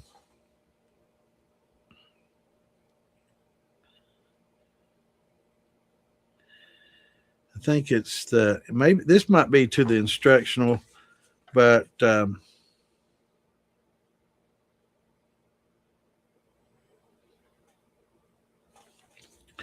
definitely not it. Yeah, definitely look it up, check it out, and put it on your phone. Because it's most of us aren't around the PC when we running, but or mashing in. But if you're if you have it on your phone, it's very convenient. Most all these charts that I share with everybody on here, every one of those are on my phone. So when I'm mashing in, how many grams per 100 is it? Okay, how much sugar? I'm going to have to guess. I'm going to add this. But for adding sugar, I've talked about it before. I use dextrose a lot. So a lot of people ask, how do I sweeten it? Dextrose melts very readily in any liquid you just pour it in, and it kind of instantly dissolves. Whereas like with sugar, kind of heat it up. So you can take about 15 pounds of sugar and dissolve it in a gallon of water and just make a syrup, right? This isn't a simple syrup. I'm not doing inversion or anything like that, but it's just, boil it, get it hot, get it dissolved, pour it in that gallon jug, and well, it won't fit in the gallon jug anymore for that matter, but pour it in a couple jugs and use that, when you do stuff, just kind of sweeten it, stir it in until you get the gravity that you want. You really don't want to add raw sugar, at room temperature to these things.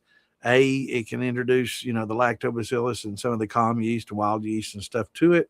But dissolving it, put it in that hot water, kills all that, makes it easier.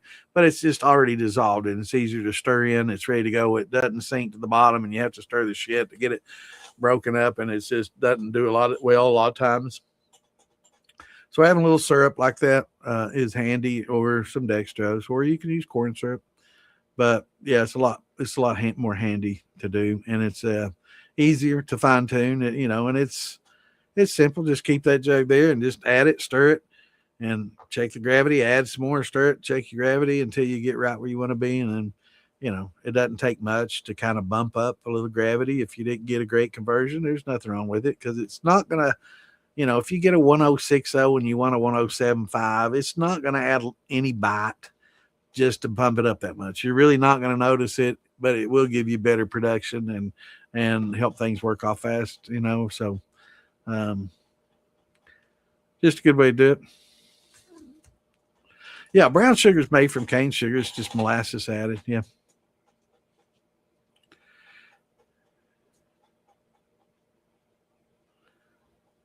Yeah, actually, I'm not even sure that they just don't make white sugar and then add back molasses to it. I don't even know if it's less refined than white and just kept as brown. I think they might, in some companies, might even just add molasses to a regular white granulated sugar, Clint.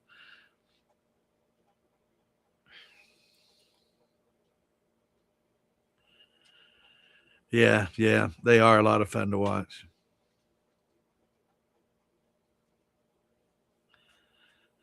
Clint's getting caught up. That's good. I need to.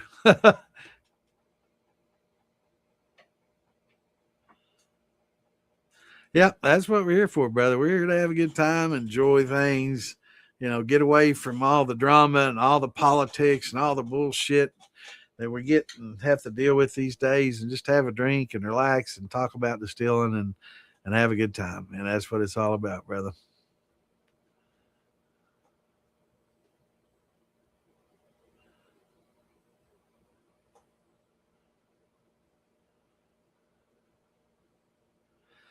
Yeah, sugar does make it dry. Sugar finishes off very dry if you allow it to.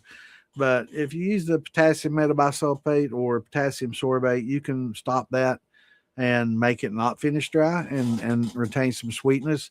Uh, Molasses will retain sweetness simply because it's got dextrins in there that are not fermentable. So if we don't add our glucose in there or have some source of enzymes to help finish, some of those dextrins off, they're not going to ferment, and then you'll end up with a little bit sweeter of a mash. Mm-hmm.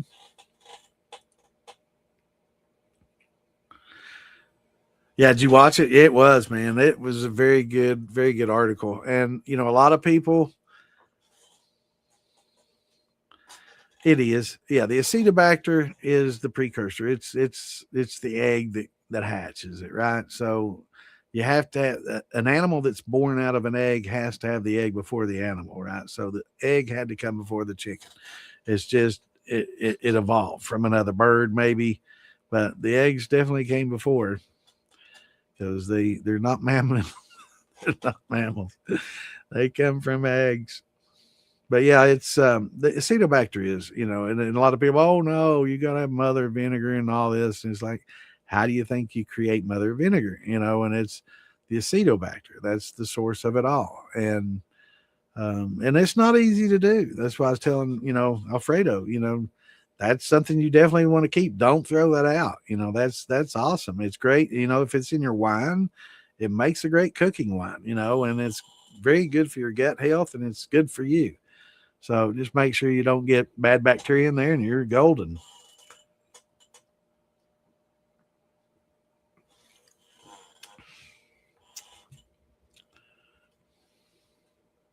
Yeah, yeah. There's ways to smooth it out. I mean, you can take it to a vodka too. You can take it to 196 proof and then proof it down to 80 with water, and it doesn't have near the bite as it does if you distill it to 130, proof it down to 120 or 110, and try to drink it. It's quite different. But yeah, oats will smooth it out for sure. Other things can help too. Um, Even a lacto on there, helps smoothing it out some, and time, and charring, of course, helps as well. Putting it on just charcoal or whatever helps. Esterification helps. It there's a lot that you can help. You don't do Facebook? Yeah, it is crazy, but I got so many friends from high school and from my whole life on there that I enjoy, contacting with and wishing happy birthday and seeing what's going on in their lives and their grandchildren and children and just staying up with classmates and finding out who passes away and all that. It's great for that. I just try to, I know it's hard sometimes, but I just try to scroll on by a lot of the bullshit and the drama. A lot of people get all wrapped up in that and they love it and they thrive on it and it's what makes them tick is trolling and drama. For me, I'm just too old for that shit. I don't give it, I'd have to care to, and I just don't. I don't. I just don't. Especially the politics and stuff anymore. I used to get in there and comment and get all worked up, but you're not going to change anybody's mind. I've never gotten online and commented and explained things in great detail of how things actually are. And somebody say, "Oh, I guess you're right. I think I'm just going to change how I vote." No, it doesn't happen. So you're just wasting your time when you try to convince people and it's just and they feel the same way about me. They try to educate me and I'm stubborn and I try to educate them. They're stubborn. So what's the purpose? Other than just arguing, I ain't got time for that. I'm getting too old. I got, I'm going to enjoy the years I got left and I'm not going to squabble with a bunch of people that just love to squabble, argue and hate and create a bunch of drama and I don't have time for that nonsense, just don't. It's mind over matter. I don't mind and they no longer matter. I just don't have time to fool with it. And I'm not gonna fix them, right? You just can't fix people. You try and it's just some people are beyond repair.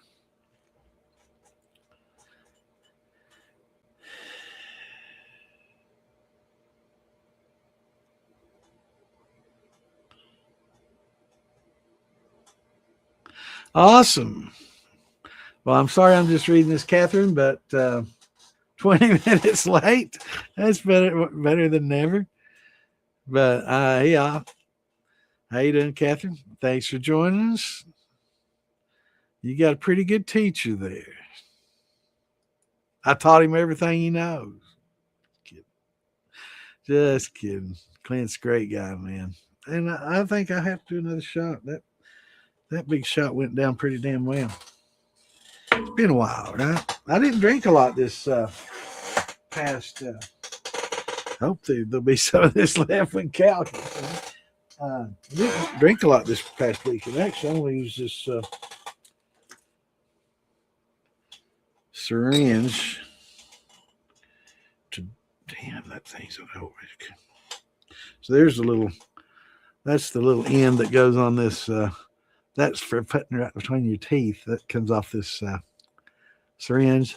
That's why I used to have to put. I had a little antibiotics I had to put in between my teeth, and so I kept this, and it makes a pretty good. I don't have anything that measures into CC. The closest thing I had was this little measuring cup, and I had to mark it off. You can see it's designed for a medicine that required 20 milliliters. I think this is like off cough medicine.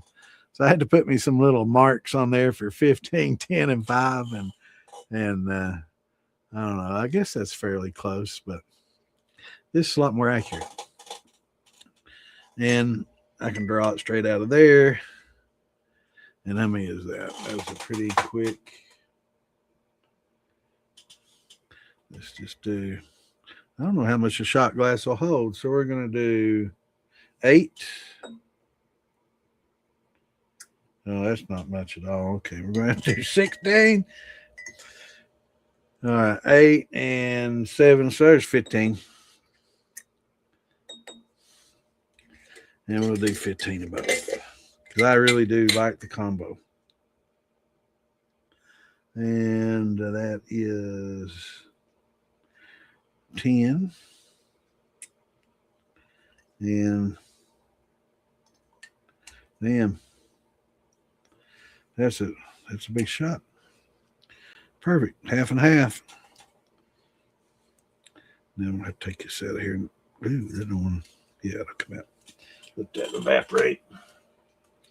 yeah, I really look forward to getting Cal on here and talking about this. Very interesting product. Um, Definitely interested in how it's formulated. Of course, he's not going to tell. Tom is trying to get him to give up his secrets. He ain't going to do it, but I can kind of hypothesize a little bit, and not probably how they did it, but how I thought about doing something similar. But probably, I mean, the guy's very scientific, right? He understands the science, and it's. I'm sure he talks about gas chromatography, mass spectrometry. Uh, I can't even say that when I'm drinking mass spectrometry. Um, so he knows what he's talking about. And they've done some heavy research and basically breaks down every compound and element that's in here in composition. So they've really taken it to a higher end laboratory and really worked it over. So it's not quite as simple as a lot of people might think it is. I think they've done quite a bit of research on this. It really sounds like it. I did take the opportunity to go to the website. I did watch some of the videos, which is how I know this Cal guy. He's very knowledgeable. He knows what's going on. Especially, I think he's more geared to wine and beer. And I think a lot of the videos and stuff are more geared to the wine and beer. I don't think that's the sole purpose of it, but I think that was maybe the original target market, and also the bourbon industry, maybe for some craft distillers that were impatient. But most of your bigger bourbon, they're going to go with barrels, and he's trying to come up with a product and that will cut back on resources. I think he's very conscious about the climate, trees, and trying to cut back because there is a lot of waste. When we were talking last night about the barrels, you got oak that thick, right? You got oak that's that thick on there. So, you got a good inch and a quarter thick wood, and you're only getting penetration like that. So, like we talked about, I think the thickness, maybe could be cut down some, but again, like he was talking about, they roll those barrels around, so it has to have some structural integrity for rolling. Some places stack them on top of each other instead of just using racks, right? A lot of places just use racks. That way, barrel's not supporting barrel, supporting barrel. That way, when you get 10 rows up, it just, you lose about 1,000 gallons, right? Man, I remember a few years ago when a flood, and I'm trying to remember which distillery it was. Maybe it's Heaven Hill. I can't remember anyway. And they had thousands of barrels that got demolished, and it was just like tears come to your eyes seeing all these barrels just on the riverbank smashed. I'm like, I'll volunteer to help clean up. If I can just take a few barrels home, I'll dedicate my time, man. But yeah, it was a sad sight. Very sad sight.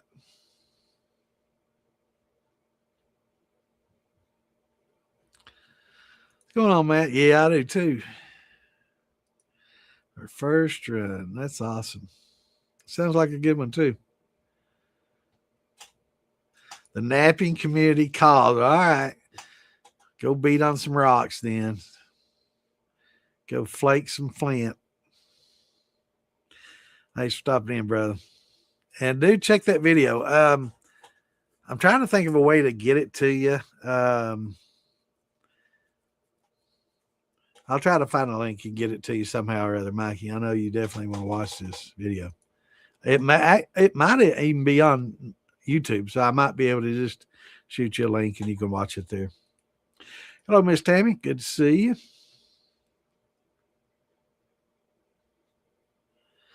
Oh, it's all right. It's Saturday night. We stick on here a little later on Saturday night, especially when I'm drinking. And I'm having a few shots tonight, which speak of.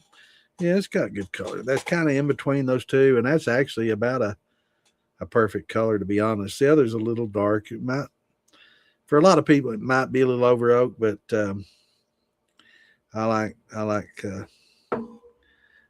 Firehouse Shine or Overcharred or Campfire Shine, as Phil calls it.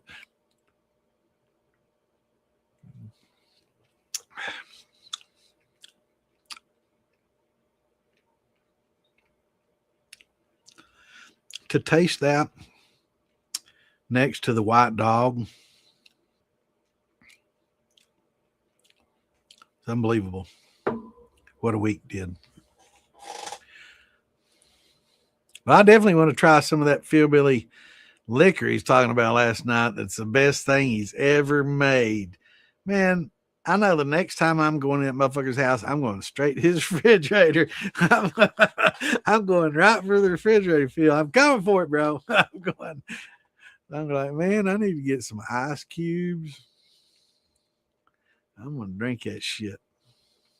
At least a few shots. Him saying, when I die, y'all can come shit. I'll be long gone, son. I'm going to have a drink of that before then. I won't be around for that. So I better get some now.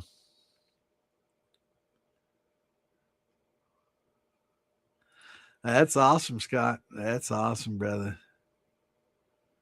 Yeah, I was looking at a video that was showing some fig trees.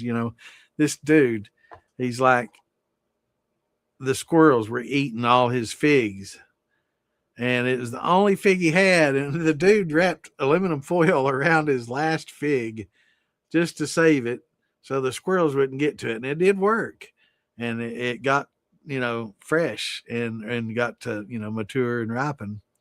But he said all the damn squirrels ate every other fig off his tree, and it was a good year, and it was just so sweet. And might have been one of his first years they produced, and he said the squirrels were just tearing him up.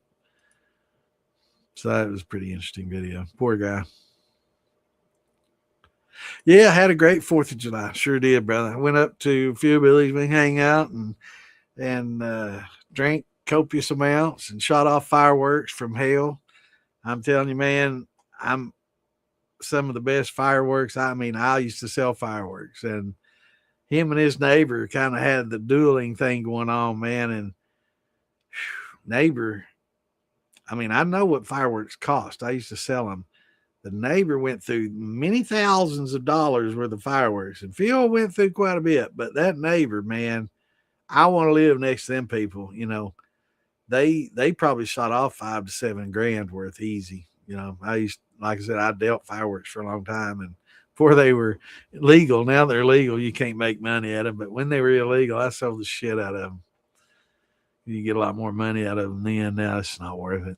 I still got a few out there in the storage building I need to shoot off. Probably won't go 10 feet in the air and be dangerous as hell. There'll probably be a lot of fun, won't it?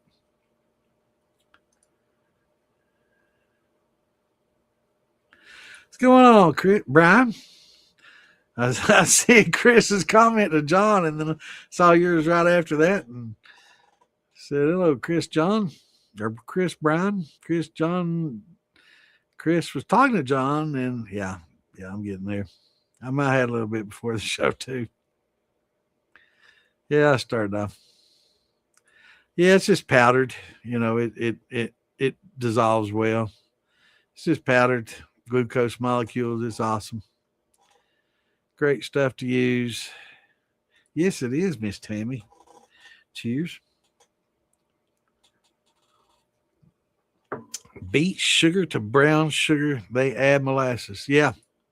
I think a lot of the molasses, they just, instead of just stopping the process like Clint was talking about, some I'm sure do that, but a lot of the brown sugar you get out there, they just take it to refined white sugar, and then they bring it in and just mix molasses in it and make brown sugar, and they mix even more molasses if they want the dark brown sugar.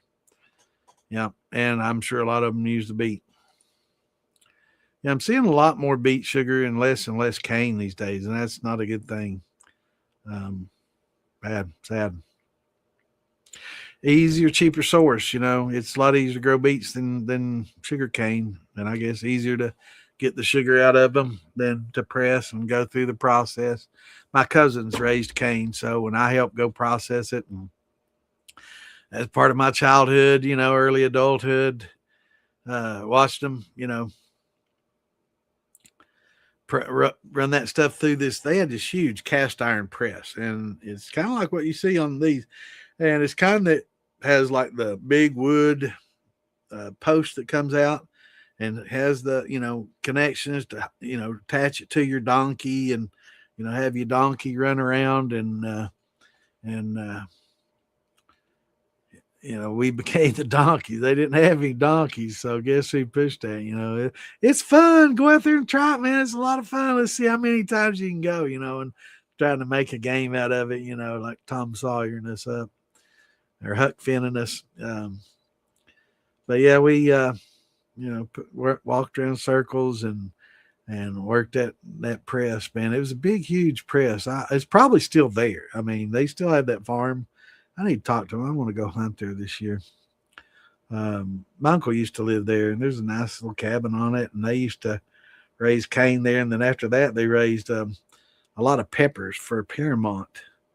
Did pretty well with that too. They made pretty decent buck with the pepper farm, well, Pepper Ridge farm, just pepper farm. But the raising cane was a lot of fun, and they cooked it down and made molasses. And in that area, there's a lot of cane that's raised in Kentucky, and they have a sorghum festival there every year. A lot of fun. Yeah, good. A lot of good memories. But I think they took a mini bike and maybe a mower and ended up using that as self-propelled to make the circle when we weren't there. I don't know. I know they never had a donkey. But my uncle, man, he was a genius. The one that lived there. It was his kids that owned the farm, and he lived there with my aunt, and he was a genius. He was the one that invented the bug zapper I talk about, and had patents on computerized metal cutting systems when Tandy's first came out, and he had no programming language experience at all. And this dude made a settling cutting wheel driven. I mean, it was amazing.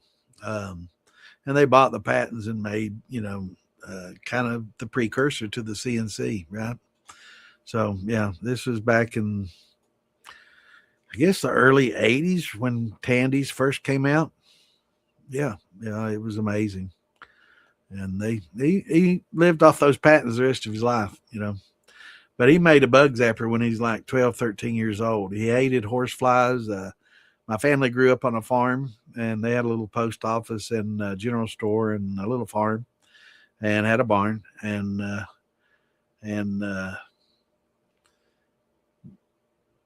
had a lot of horse flies, and they, I guess my uncle hated them. They lit on him, bit him all the time, and so he rigged up a couple of sheets of wire mesh, and I'm guessing it's probably the inch mesh, and spaced them apart and ran electricity to it, and when a horse, and put it around this light, because he noticed they'd always fly around the light on the barn. And so he rigged up this 2 metal mesh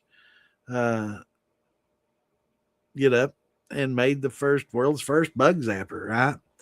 When he was 12 years old. And this was probably in the late 40s, 50s. I guess my dad was born in the 30s. This has been 40s, right? Early 50s. And people would say, oh, they were amazed at what Uncle Bob did. He was a genius. Very, very, very bright man. And if he could have gone to MIT, man, he would end up in NASA or somewhere. He was very, very ingenious. He could make and invent a lot of stuff. Very bright. I think I get a little bit of that. I think I'd like to think so anyway. But that kind of thought, I guess came up with bypass and some of the other things I've done. But started making a little sourdough. Awesome. That's great for pizzas. Found out I was inadvertently cultivating lactobacillus in the sourdough starter. Absolutely. Yep, and it's great for your gut health, and it makes great for your breads. Absolutely, man. And it makes really good pizza, though. Hello, Miss Marie. I was wondering where you were. And I'm a little late saying hello. Good to see you. Hope you're feeling better. Been watching your posts. Like you have pretty interesting. Yeah, it is a pretty good color, isn't it? The combination is perfect. The other's a little bit on the dark side. I heavily staved that pint, and because I wanted it to get it done quick. And I will say that I was really afraid that it was going to be more over oak flavored, but I really think that I just basically dissolved a lot of alcohol out of that wood that was soaked into it. So it's not fair because I'm getting some of that Buffalo Trace, and I'm pretty sure that's where he gets these his barrels from. It's my neighbor. He uses them. He cuts them up and makes furniture and plaques and bars and lots of stuff out of wood. Out of the staves. Kind of a second job hustle on the side for him. Not so sure if he does so much of that anymore. But he used to basically had templates of a lot of different states close by, and he would trace those. He would put these staves together, trace the states, and jigsaw them and glue them together and make a wood stave plaque of states. He also did flags and things like that, and other things as well. I told him anytime he had a little small staves to save me some, and I need to take him over. He does like root beer, and so I'm gonna have to take him some root beer shine, and I'm gonna have to probably definitely gonna have to make some grain. I've been doing a lot of brandies forever, and I've got to do some grains this year. So much, so many things, and you get old like me, it's hard to get motivated to do a lot of things. But I've got to run some grains, and I've got to do this yellow label angel yeast test. I'm really interested in doing some extensive studies on that. And I want to kind of, Alan and I talked about when he was on there the last time, whether or not it's something that you can, I'm not sure if you can, and Clint and I've talked about this as well, and I'm not really sure if you can propagate the goji and have it continuously and create a fungus that is going to do conversions for you. I know yeast can propagating yeast. I'm not going to downplay it. It's easy, right? But I'm not so sure about the goji fungus and how easy that will be to propagate. And if you can, will it also continue to perform enzymatic functions? So that's something that I'm going to experiment with and see, because I'm really curious about that, and I haven't seen any studies on that. I'm sure somebody else has done it, but I want to do it for myself because I enjoy the science. Yeah, it is pretty color. You talking about my hair? Wait a minute, I don't have any hair. Yeah, that is a good color. Women used to say it about my hair when I had some, but you have to look at me from behind or from the side.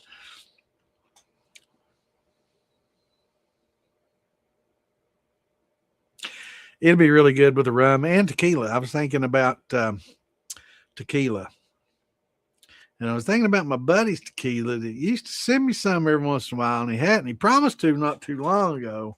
But it's been long ago, too long ago. I'm still have not got it yet.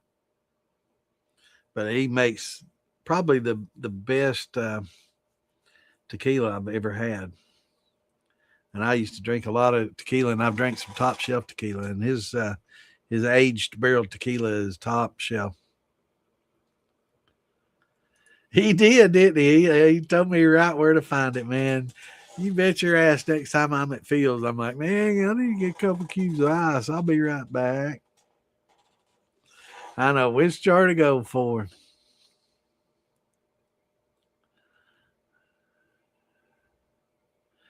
Yeah, me too. Me and Phil have been buddies for a long time, man. I was actually one of the first.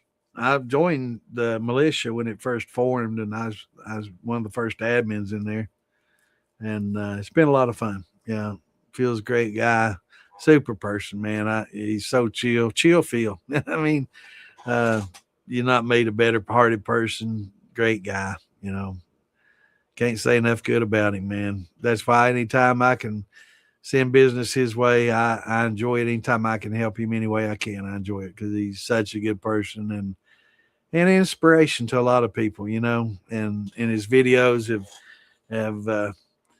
have empowered a lot of people to get out there and try, you know, and to try and do things. Good guy. You're not made a better person. I can tell you that.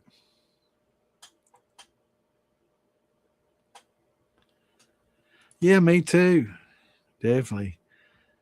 I like the way Phil gets Evan Williams and puts it in a jar. I guess it just makes him feel better when he drinks it out of a jar. He comes in, yeah, this is Jack Daniels, and then he goes back, comes back with another quart jar. This is Evan Williams. Like, man, put that shit. I guess he keeps in there that way. If something were to ever happen, he could say, "That's Evan Williams. It's in a jar." Well, no, you're right. You're going to convince me of that, and then they do gas, chromatography, mass spectrometry.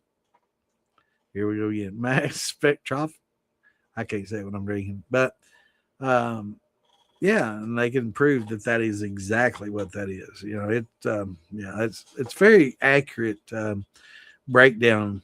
You know, almost on a molecular level of what exactly is in something, right? You know, you can really break down the elements of something by doing that kind of research, and that's what Cal was talking about that they did. So they've researched this stuff very heavily, much more than I anticipated. I did watch the videos and stuff, but I don't want to get into too much depth about it. But very interesting product. It is flammable, so I think there is some alcohol in there, which kind of leans a little bit to what I was thinking a long time ago. And I don't want to. I don't really want to say it and talk about it because it might have a little bit to what they actually do. So I don't. I've thought about it. Yeah, it might be what they do. Blackberries are good. All right, I need to go pick them. There's a winery I go to, and Ann and I go pick them there every year. We didn't go last year, but we picked blueberries. It's a little late for the blueberries, but I don't know. We had a little late cold snap, so blueberries are probably just finishing up. Usually, it's a little bit sooner. June, late June, early July is the last of the blackberries. Usually there, but to the cold snap, maybe there might be some left. Probably not, but yeah, it's definitely blackberry time. Awesome. So you can make some blackberry wine.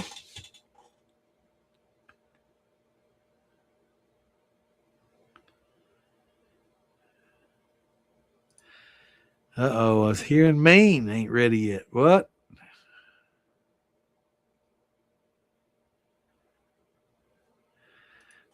Hours of Pure Maine isn't ready. Oh, it's not. Yeah, it's there. I guess we mature a little faster down here. You know, in this zone. I think we're like zone 5, 6, Marie. I don't know, Marie. You're up there. You're a little further north than me. Down here, I'm like in zone 5. I think I'm zone 5. I don't even know. I'm a gardener, and I think I'm zone.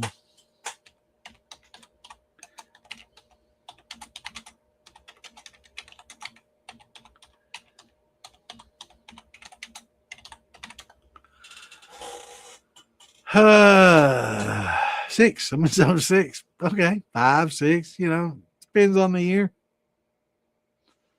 Yeah, I'm zone 6. Where in the hell's 5 then? Wait a minute. Different parts of Kentucky. Okay, that makes me feel better. Planting zones, and they show a house. This is Kentucky planting zones, and it shows a very nice stately ranch home. But what the hell does that have to do with planting zones? Oh, I'd love to just show you my screen right now, and I'm glad I didn't do that on the StreamYard. But yeah, we got different zones, so that makes me feel a little better. So, but yeah, so we're 6 and 7, not 5 and 6. Okay, so I'm an idiot. So yeah, so Western Kentucky is a little bit different than Central and Eastern. Okay, good to know. I'm been educated. Good to know. 6 for 6. Yeah, that's all I'm gonna do now. I don't know. I might have some of this. I did put a little something. This is the clear. I have to save that. This is, let me take just a little sippy sip. This is the clear that I used to make the soluble oak and other oak. Oh, yeah, big difference. Good. Actually, quite different, surprisingly different than you would expect. No, that's not. But this is, I mean, that's been on those for a few 4 or 5 days now. So after you use the staves, for those that never used them, you know, after you use them a few times and I recharge those are going to have to come out, be dried and recharred. But like Cal said, you know, you're not getting that much penetration. You can take these out and rechar multiple times. So don't throw them away. It's very wasteful. And that's one thing they really didn't talk about last night, but I got from watching some of his videos and stuff is he's very green and conscious. And that's one of his purposes, is wanting to help reduce, you know, the oak used in the barrels and help the environment and cut down on the oak and also repurpose. I think he really liked the thought of and he knew that they were repurposing a lot of barrels and stuff. But this is after I did that liquor. I put the staves in this, so this was the third, and that's the fourth. This got like 2 days, and that's what it gave. And then I put it in that other liquor, and it's been in there for 4 or 5, and you can see how. So you've got a certain limit, and then after a few uses of your staves, I mean, that's great color too. I mean, let's compare the color. They're very much alike, right? Very almost identical. Well, I mean, I was able to watch them daily, you know, hourly actually.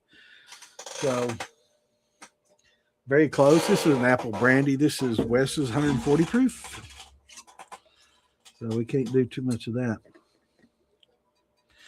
Or I should say Sandman's. He's going to be like, man, you didn't put my good apple brandy on, wasted on. Oh, he'll know it's good. That's good color. Yeah, it looks a little lighter in that than it does in the jar, right? And that's the way both of them kind of, they look a little darker in that jar because of the depth of the jar, right? Because you're looking at that color through several inches instead of one. But yeah, that 140, I guarantee you, is taking some of the bite out of that. Going to be more noticeable than the 110.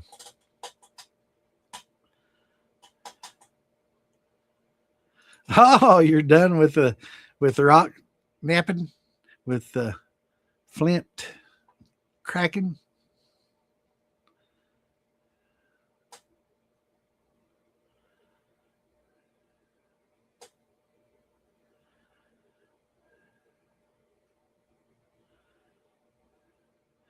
The sorghum towel, yeah, yep.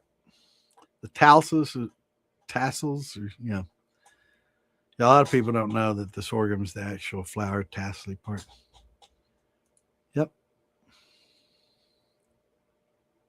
Oh, you do. I was wondering how you knew so much about it. So they make that brown sugar up there. Then the universe is flat. I mean, if you everything is flat on a plane, if you look at it, but I don't know. Infinity is a long way. Actually, I believe in multiverse. So I think there's more than just the individual universe that we perceive.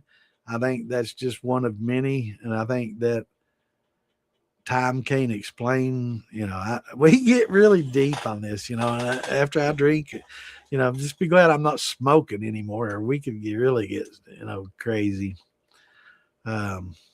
But yeah, I do believe in multiverses. I think big bangs happen often, often as far as interstellar time and universal time, but not our time. You know, I'm talking billions of years and tens and hundreds of billions of years. Right now, we believe that our whole universe is 13 billion years old. Come on, man. It's hundreds and thousands of billions. You know, it's infinity. So we know that mass attracts, right? Everything has a gravitational effect, and the larger the mass, the more gravitational effect it has. And everything in the universe, I think, in our universe, is in a continuous flux of exploding outward and moving outward at a certain rate. And then I think eventually it slows, and then the gravitational effect draws it all back in. And as masses start accumulating, see, large objects draw smaller objects into it because of the gravitational effects, and it makes these are objects larger and larger. And I'm talking in billions of years, but and this might be a little far out for y'all, but I think as that accumulates and happens, things kind of stop and start drawing back in. And as mass gets larger and larger, these larger bodies start attracting faster and faster. They come in and collide again. I think that's a repeating thing. And I think it happens in multiple universes over an unlimited plane in all directions. So that's pretty deep, but that's my belief. And I think it's been something that's been happening for infinity. I think it's just been a repeating process, and I think we're very special to have the life and what we have on this planet and in our solar system. But I don't think we're unique. But I think our life form might be. But I do think that there's other life. We can get heavy on that, but it's probably not the place. Maybe we can get on Damon's some horror podcasts and talk about the horrors of space and time and what actually might be out there. Right. Yeah, they got to have the plants for the herbivores. What the hell were they going to eat, right? Exactly.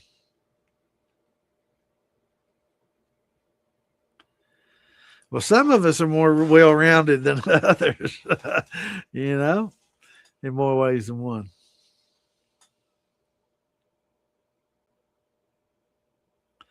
Actually, there's a lot of people that collect old hatchets and stuff. I got some. I got some old ones. Um, well, they probably weren't old when I first got them, but they're old now. But I got some my grandpa gave me, and some really nice old hatchets from back in the day. I used to do wood shake shingles, and cedar shake shingles for houses and stuff. And you would split them. When you want a running bond, kind of like bricklaying. You don't want seams on seams, right? So you have to split them to break it up, so you don't have a seam overlapping another seam that can cause a leak. So sometimes you'll have to split these shakes, right? And I have some really interesting old hatchets for shake splitting, and some very old ones, probably from the 30s and 40s. Right? They're not 1800s or anything special.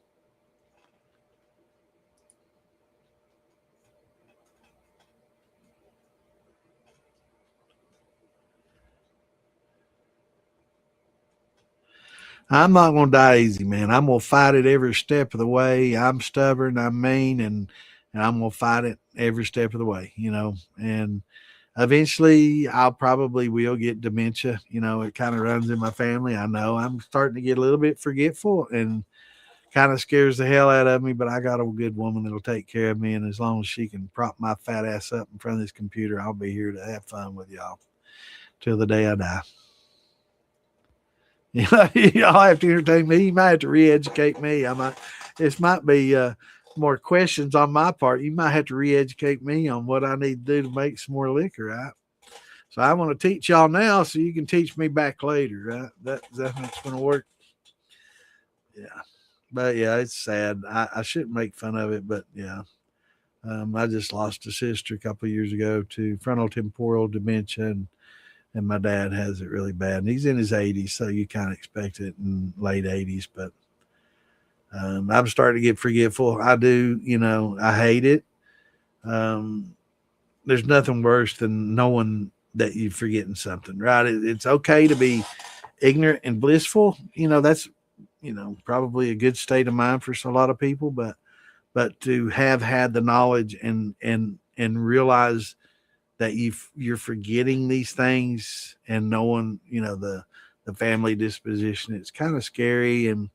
very frustrating for me. So when I forget stuff, a lot of times when I lock up and I'll freeze and I'll be looking for the word, it is extremely frustrating for me because I'm not half as smart as I used to be, and it kind of gets to me. So bear with me, I'm having to kind of maintain education, re-educate myself on a lot of things that I once knew, and I'm trying to maintain and help pass along, and I have to re-educate myself on some things from time to time, and anytime I'm wrong, I'll try to make sure that people realize, wait, back like I said at the beginning of the show, um, a lot of times I've been talking in the past about, water carrying more flavor over than alcohol. And I was right partially on that when I was wrong a little bit on that too. It depends on the compound. So if it's sweetness and sugar based type compounds, yes, water will carry it over, which is a lot of what we do and a lot of the flavors. But there's also a lot of flavors other than the sweetness of the caramels and the vanillas and other things like that water does carry fast. There's other phenols and polyphenols and flavonoids and stuff, and tannins and things of that nature and bitterness. And I'm sure Cal can probably and Alan Bishop can fill in some of the voids here, but there are a lot of other flavonoids and things that alcohol will bond to alcohol better. And I wasn't aware of that. I thought that more and more bonded to water than alcohol. I think I was a little bit wrong on that. Not totally, because of the sugars and a lot of the sweet stuff we get, and a lot of the stuff in the alcohol we get do bond to the water more, but more bond to alcohol than what I originally realized. And that wasn't something I forgot. That's just something that I didn't know. And I'm learning, just like we all are. And when I say things and I look at and I kind of reflect on what I've said in the past based on what I did know at the time. And if I'm wrong, I'll be the first to admit it, and we're all learning. And I try to learn, a lot off this show, and I do, that's one of the nice things about it is we're helping each other, and that's what it's all about. Portsmouth. We talking about now? There's Portsmouth, Ohio. That's close to where my grandparents lived after they moved from the farm.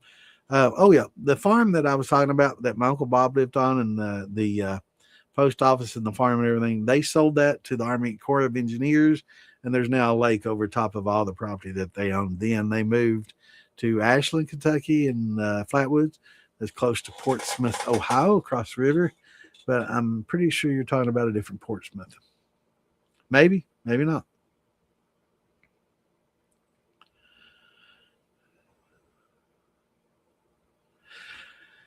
Greenhead flies. Oh, the swamp flies are bad, man.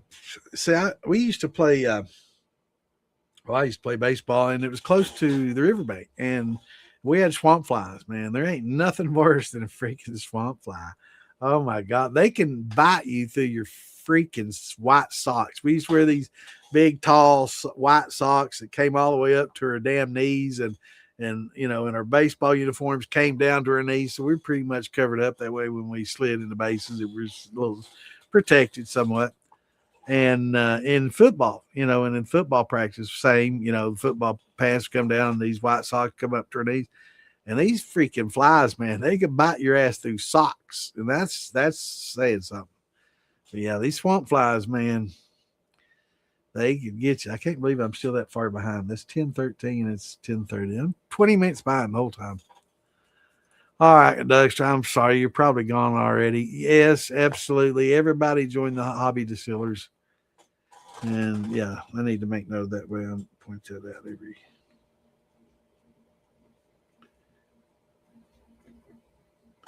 And see, here's the dimension thing. I have to write everything down. Remember it. I've been taking notes for a long time though. So, but yeah, that's all my thoughts and memories are on little pieces of paper all around me. But yeah, it's definitely join the Hobby Distillers Association. Right now, it's still free. They have a paid version and a free version. It's my understanding there's not a lot of difference. I've talked to some members that were paid members at one point in time, and now they're free members because there's really not that much difference. If you can't afford to pay please do help promote it. If not, just join for free, but as court cases, it's just like in marijuana and guns. As court cases evolve and different financed, I guess, organizations, kind of like Hobby Distillers Association and American Gun Owners Association and lots of other associations like that, start taking a lot of these court cases before the courts in some of these districts. A lot of times when you get awarded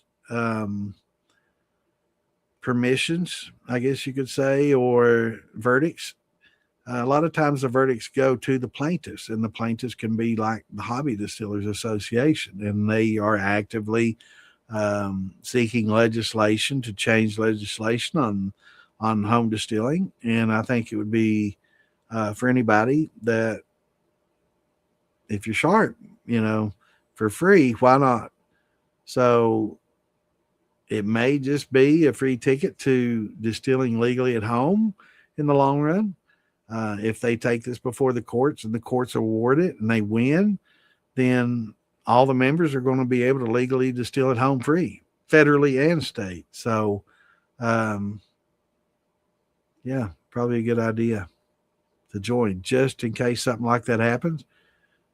What's the worst thing that's going to happen? You're going to have another source of information other than me, and other people to talk to about your hobby than me. Maybe don't join. Yeah, no, just come here. Nah, seriously though, it's a great organization, and I think something that everybody should be a part of and help promote. And if you can afford to pay for a membership, do, because outfits like this, associations like this, are what end up forcing legislation and forcing our Congress and the courts to start seeing some cases and changes in laws and constitutional review, right? So it's a good thing.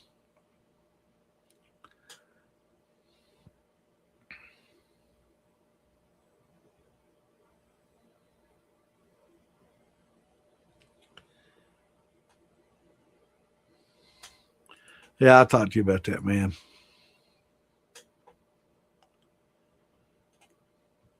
Talk to Phil. Yeah.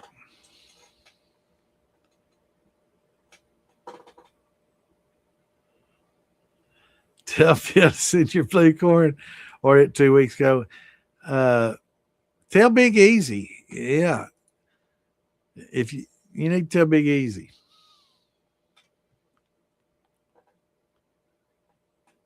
Because that probably is responsible for that. We're going to put it on Big. It's Ian's fault, right? Yeah. But yeah, just give him a call and remind him. Yeah.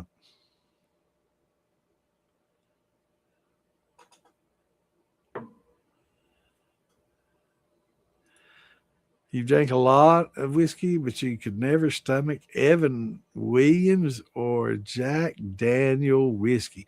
I like Evan. Jack, no. Like I said last night, I just seen you piss on my grave and pour Jack Daniels on it. But Evan Williams, I like. I like Heaven Hill Bottle and Bond, and I like the Evan Williams Bottle and Bond. For the money, right? I mean, let's face it. It's one of the cheaper whiskeys that you can buy. But I think for the cost of I buy that shit by the half gallon, but I think for the cost, it's probably cost to flavor ratio. For me personally, I think it's probably one of your better deals. Are there better? Absolutely. I mean, there's a lot of better, but for, what you could buy a fifth of Weller, I can get a half gallon of Evan. And I will say on the first shot or two, you're going to taste some difference. But after 5 or 6, 10 shots, you ain't tasting no different, bro. So drink a few shots of the good stuff. And then after you get a little bit pickled, get a little bit buzz going on, put that shit down, pull out the Evan, and you won't taste a bit of difference, and you'll love that shit. I'm telling you. But, it's just a matter of taste. If everybody agreed on what was best, good, better, and best. There'd only be 3 bottles on the shelf, right? Good bottle, best, better bottle, and the best bottle, right? Everybody likes different formulations. Some people like, more of a weeded, sweeter. Some people prefer more rye. So, there's a lot of difference. Wisconsin. So you're up there in a different zone. So yeah, you're definitely, yeah, we're in blackberry, heavy blackberry here. But we did have a late cold snap, which kind of put me off on my tomato. Damn, I got some wild hairs going on here. I got late start on my tomatoes and pepper plants this year, and that's a little bit my fault too. But they didn't do real well, so it was a little late. So my tomatoes are just a little bit behind, and so was everything else. And I think the blackberries and everything else. Yeah, yeah. All right, Scott. Good seeing you, brother. And he's probably asleep by now. That was 20 minutes ago, and I'm still 20 minutes behind. I'm trying to get caught up.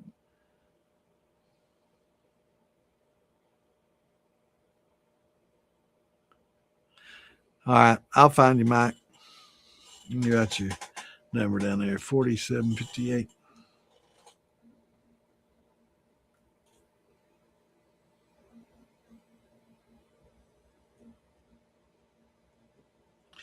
Yeah, I'll forward it to you, brother.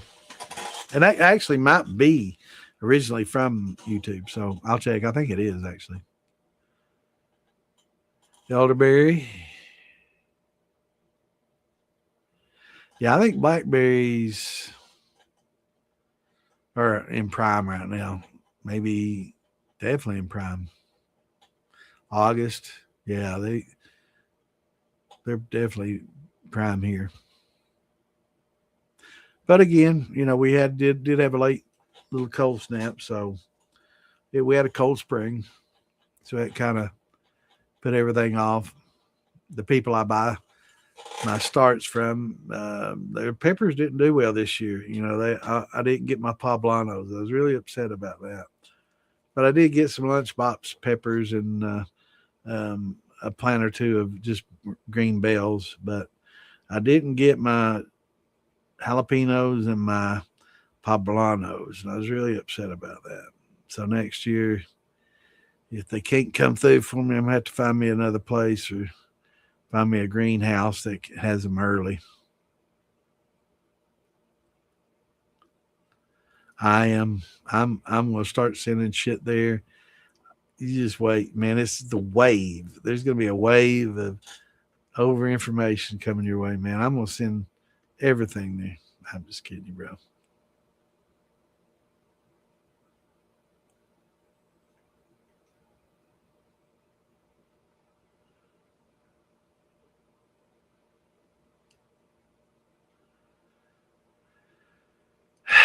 Unfortunately, I do.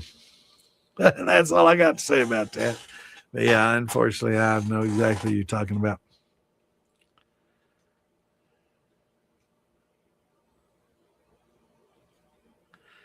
Yep.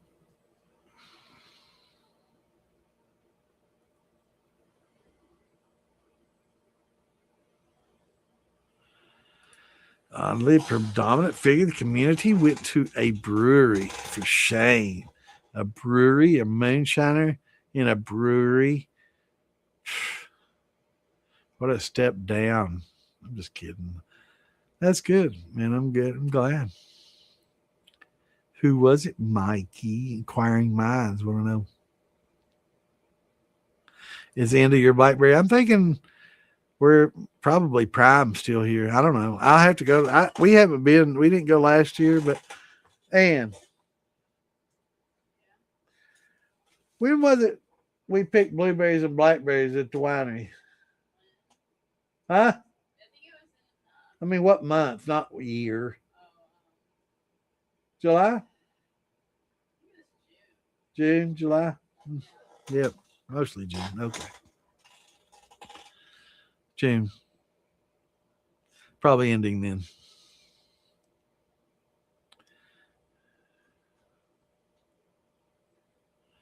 Universe is a big donut. Yep, the big black hole in the middle of it. It's like a donut.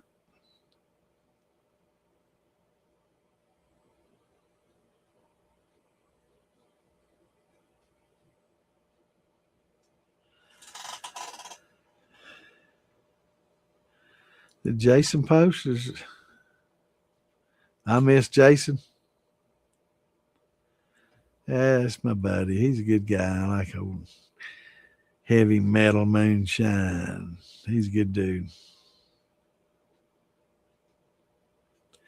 Yeah, I know flat earthers. I had this argument with an individual, and the dude was in the military, so he's obviously been around the world, but he still believed the world was flat. I'm like, that's crazy. So I tried to explain to him, no getting through, man.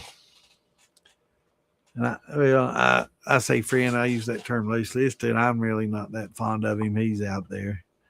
And it had nothing to do with PTSD or him being in the military. Uh, he's just strange. And there's a lot of people that believe in a flat earth, and that's fine. But you know, if it's flat like a coin, what's on the other side of the coin, right? You just sell off the edge and you just round that edge and sell upside down on the other side. What's on the other side? So is it flat and the U.S. is on one side, Europe and Australia, and everything else on the other side, or how exactly does that work? Is it a coin, or is it all just flat and you can't get to the underside? Because pretty sure that you can fly all the way around in a shuttle or a refueled jet. So yeah, and our moon just happens to be. Oh, I guess it's just a flat disc, and we only see right one side of it, and just happens to be perfect, only a line, and we never see it on tiltings where it's just a little thin piece, right? Come on, man. Everything in the universe is pretty much round. Things get rounded, especially when it spins centrifugally. It gets round. Yeah, but yeah, and that's fine. If you want to believe flat Earth, that's cool. But yeah, I'll argue with you about that. And it's fine. I can argue and disagree and still drink a beer and pat you back and love you. That's rare these days. A lot of people can't disagree with things.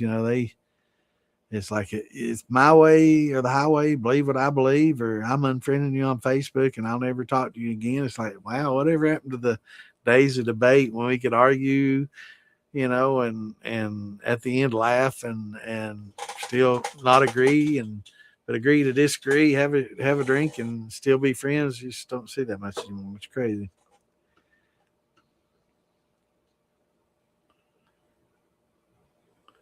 That's right. Titties are the answer, man.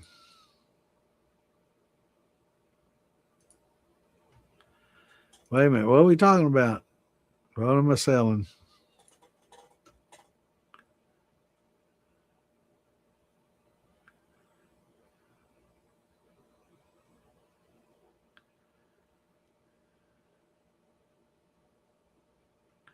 That's what I did with my mom. Literally to the bitter end. I actually helped put my mom in a body bag. So I was there by my mom's side through it all. She didn't necessarily want me there at one point, which broke my heart. But I refused to leave. Right. So I'm like, I don't care what you say. I'm gonna be by your side, and I was till her last breath. Tough. Yeah, I might forget shit, but I'll be happy about it.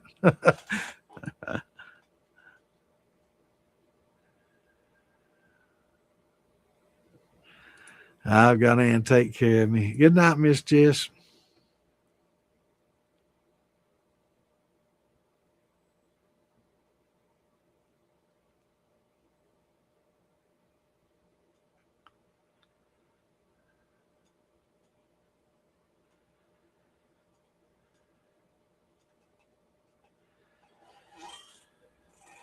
Okay, I'm sorry, I didn't see this, Curtis. Is the product that is being discussed a natural? Has been changed into a chemical, molecular? It's natural. As according to Cal, it's all a natural product. But they did do, gas chromatography, mass spectrometry. I almost said that right. Spectrometry on it, and to see exactly how things were aligning. But yeah, it's according to him, it's all natural, and it doesn't taste chemically or anything like that. So I believe what he's saying, and I think I have a pretty good idea what's going on with it. But I'm not going to try to guess. I'm not going to um, try to usurp the guy. It's I've got my thoughts, and going from what this is, it's kind of in line with some things that I have once thought of in the past, and it's kind of based on when I talk about, and I will allude a little bit, and I really don't want to try to guess what this guy's doing, and I don't want to try to step on his toes or anything like that. He's got a good product, but in the past I've talked about how maple syrup is reduced into sweetness, and how you could do the same thing with watermelon, reduce it in sweetness.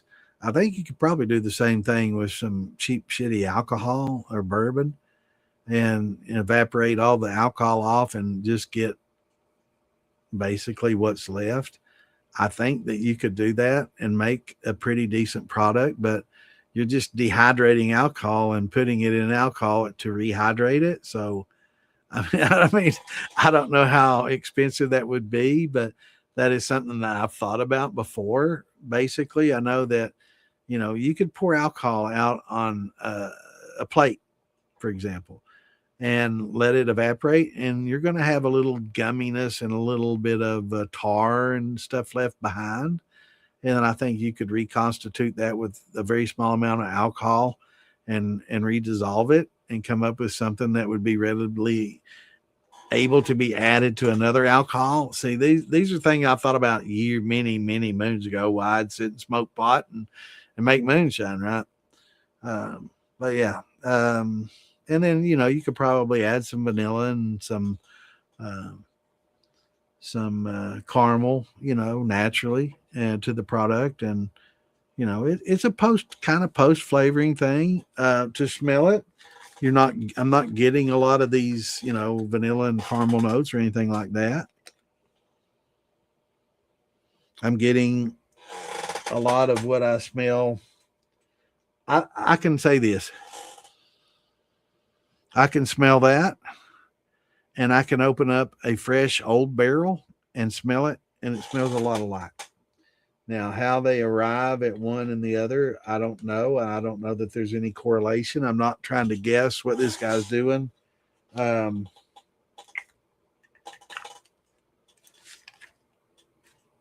I think they got a good product, and I'm not going to try to, you know, um, to guess. But I'm thinking, just outside the box. These are things that have crossed my mind.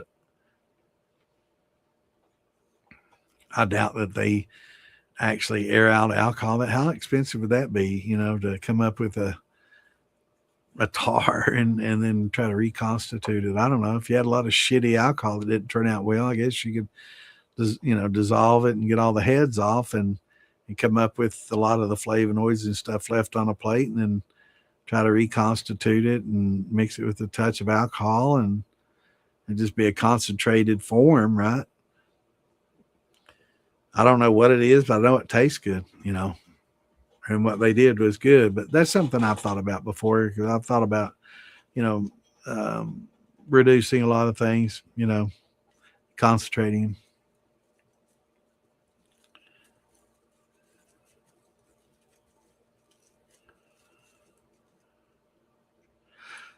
Just share it with your friends. Come, join the Distilling 101 podcast page. That helps me.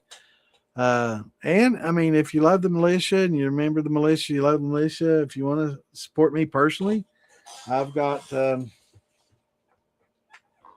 patch kit that I sell. Not for everybody. Hold on, I'll get it.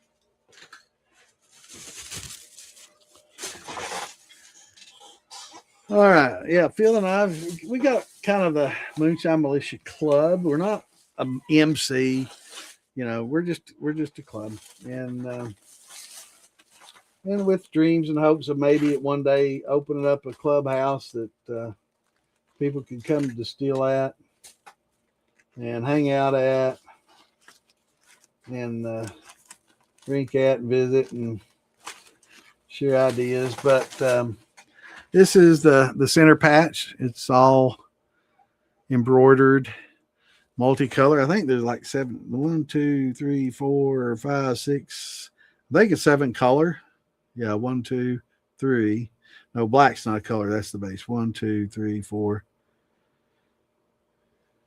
5. I think it's 6 or 7 color, but it wasn't cheap. That along with this on the top and that on the bottom, right? So that's the patch set. You can put it on a vest. Just be careful. I mean, we're not an MC, but if you wear this and you live in, Hell's Angels territory or pagan territory or something like that, they might have some questions, right? Wearing a 3-piece.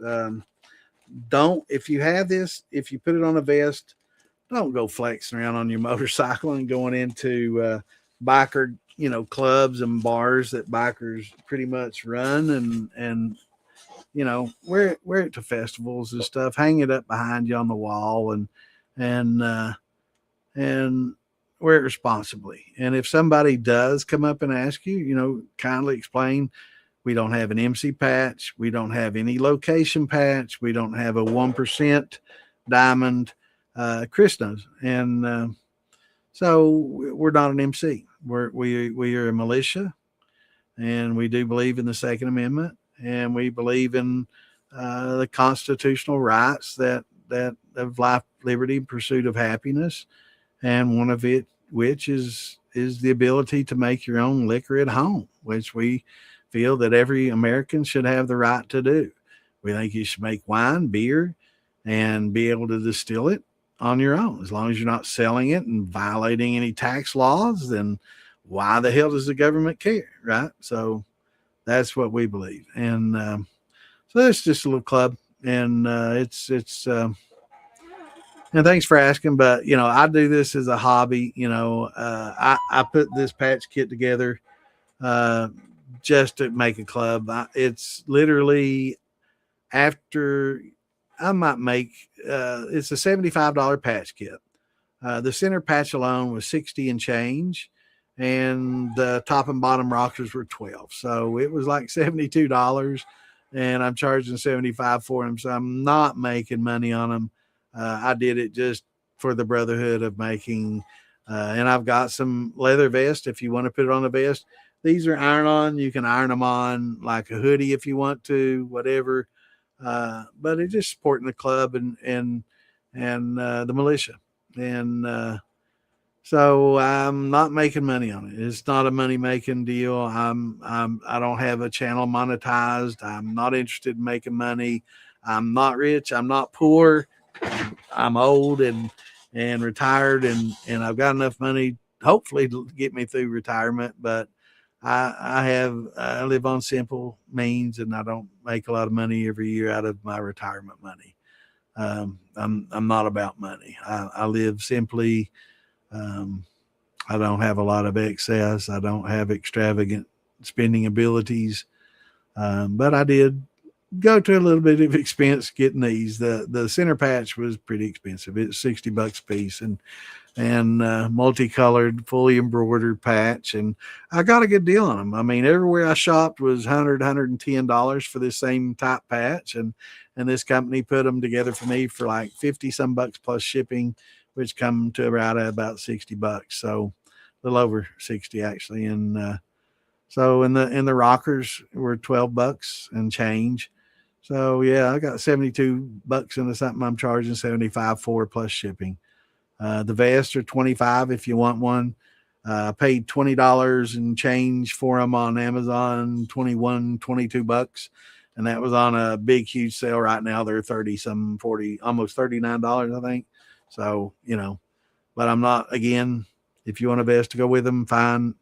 Put them on whatever you want at whatever risk, but don't go flexing on the Outlaws and the Hells Angels and all this group. I don't want anybody getting hurt. I don't want anybody um, acting like it's an MC vest. It's not. And I did talk to the Outlaws when I was up at Damon's, up at Phil's party up there is Bash last year. And I talked to an enforcer for the Outlaws out there, and we were all partying. This was at one of their bars at Snickers, and so they came rolling in. They were there as expected, making sure everything's cool and on the up and up, and met the enforcer, all cool people. I grew up partying with a lot of bikers and stuff. I never was one, but I mean, I had dirt bikes, but I was never a biker. But I did a lot of partying with them, a lot, and. I said, hey, man, come over and check this out. So all of them came over and looked at it. I'm like, give me an honest opinion on this. And he's like, well, it's not an MC vest. I don't see any MC patches. I don't see any turf rocker on the bottom.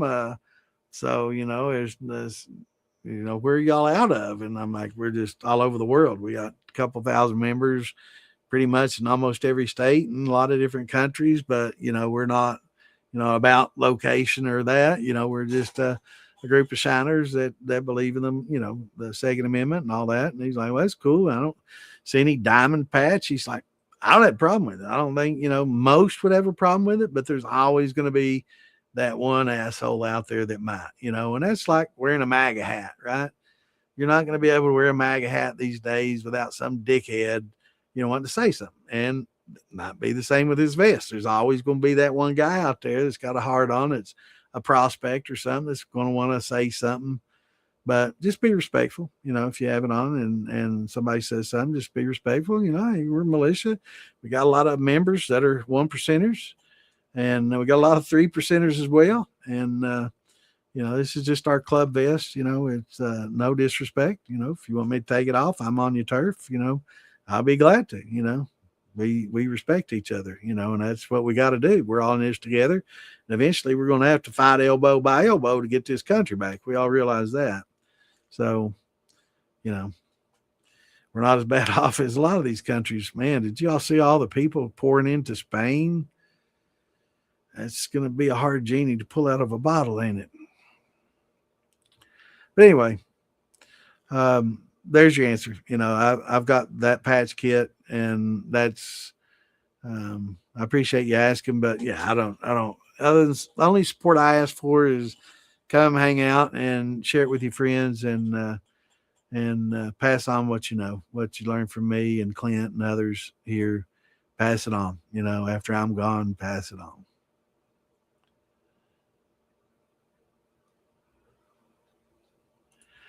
What's the difference between cutting trees and selling firewood and growing corn and making and selling alcohol? The government oversight and regulation, let us know.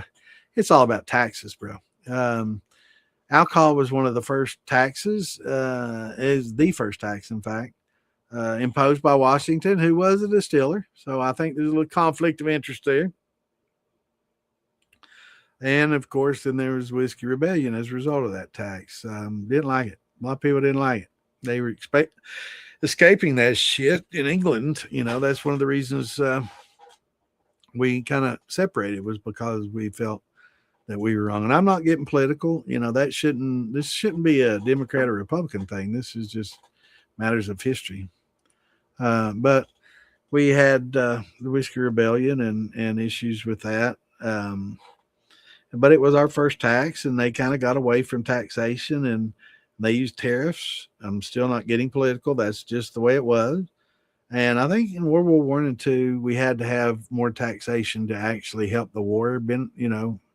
Um, and kind of after that, it's kind of stuck, right? They got greedy and they were getting plenty of money. They're like, damn, look at all the money we can get, and what can we do with all this money? And it just kind of mushroomed from there. And both sides, found ways that they could spend that money to self-serve. And that's not picking one side or the other. That's just a fact.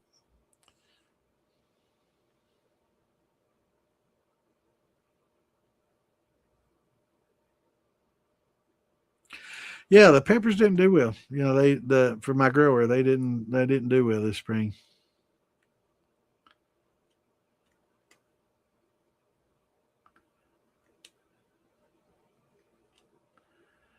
World's biggest midget. They didn't. I mean, I love jalapenos, and we make salsa every year, and I've got 16, 18 tomato plants out there, a lot of different varieties. And we generally have lots of different tomatoes. We'll have green peppers and jalapeno peppers, poblano peppers, and now I've got lunchbox and green peppers. That's all they had. So first time trying the lunchbox peppers, they're like a jalapeno, but they're sweet. They're not spicy at all. Uh, Kind of a letdown, like a sweet little green pepper, but smaller. I don't know, kind of mixed on them. They are sweet. They're good. But yeah, had a late start this year. So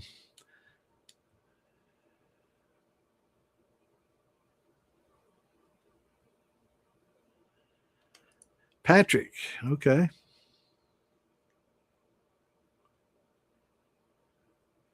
Yeah, he still is. He was. Huh? So he was on 6 as well.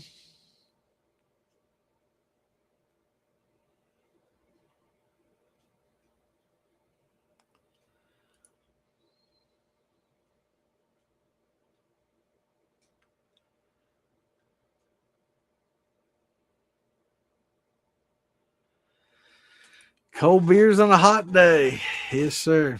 Nothing better.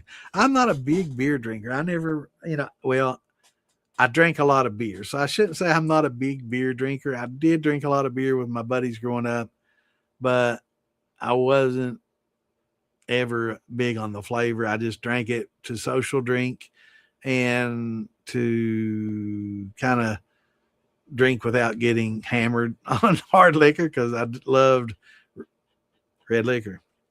Um, so anytime I drink beer is just to keep myself from drinking liquor and just to kind of hang out with the boys and get drunk and have bottles to throw at the sign as we drove home from the liquor store.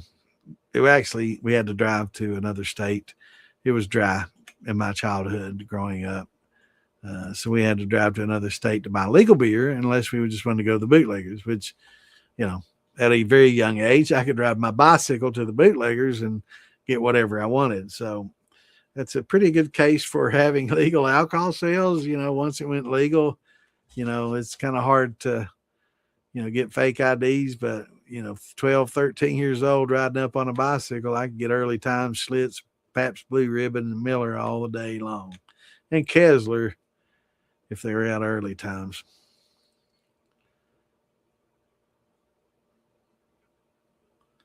Yeah, I liked Boilermakers for my method of beer drinking.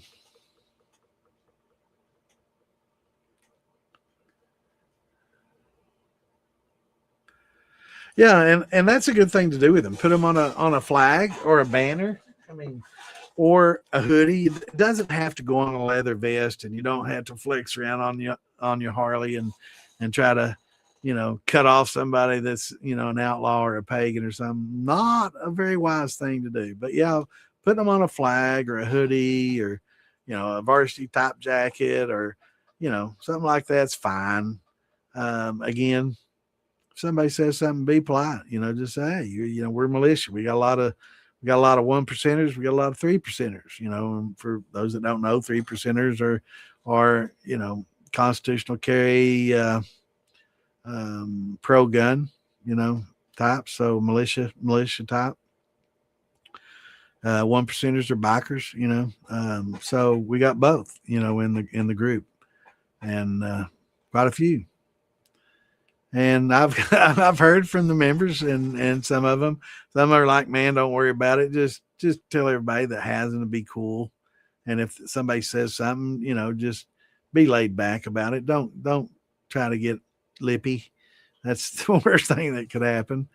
But yeah, putting them on a flag, a banner, or just put them on a vest and kind of hang them on the wall, or put them in a glass box, or wear them to the moonshine festivals that we have. Wear it to Maggie, wear it to Ohio. They are a little bit hot. The leather's hot, so it's tough to wear. But just hang it up around. It's just cool. But on a flag or a banner, awesome. And that's why these are iron on or sew on. Paid a little extra to get the iron on, so it's got you can see the iron on slick back. And I do have instructions if you do want to iron them on at what temperature and time. I've got a little Vever t-shirt press that I use, and it on cotton and denim works great.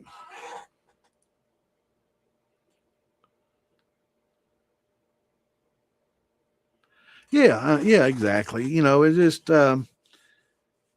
explain to them what we are, and they were like, "Damn, if I wasn't in a group, I'd be a part of that, right? Because most of them are pro 2A. I don't know any bikers that aren't pro Second Amendment, and I don't know, many bikers that aren't pro Constitution and pro America first. And I'm again not getting political. That's just the way it is. And so most of them won't have an issue with it once you kind of point these things out. It's not an MC, no diamond, no MC, no location. But if you're in their turf, be respectful, 100%. If you don't wear this in their bars, or if they invite you to come hang out, don't wear that to their hangout. Just be respectful. But and talk to them, and ask them, is this okay? I don't want to, step on anybody's toes. I don't want anybody to feel uncomfortable, and it's just showing respect. Just like if you're on a motorcycle, I know a lot of people, oh, you're kissing a boot. No, if you're on a motorcycle and you see a big MC pull up, you pull the fuck over and let them pass you. That's just respect. You can be disrespectful and be a dick. That's fine. I mean, everybody has their choices in life. But me personally, I'm going to be respectful. I partied with a bunch of them growing up. I know it's a brotherhood. I'm going to pull over and show them the respect and let them pass. Is that so fucking hard for people to do? If it is, he just might be an asshole. I don't know. And other people see it the other way. Other people say, why would I pull over and let them pass me? There ain't nothing special. Well, okay, if you see it that way, that's fine. But it's a group of brothers just like we are, and be respectful. That's all they ask for is just to be treated with some respect. Don't, like most all of them do good things. They do charities. They, kind of like we do in the militia. We do a lot of charities. We give a lot of, collect a lot of toys and money and shelters and stuff for the Helene victims and things like that. Most MCs do the same. They're not bad people. There's always bad eggs in every group, even ours. But, it is what it is as far as that goes. It's just showing respect.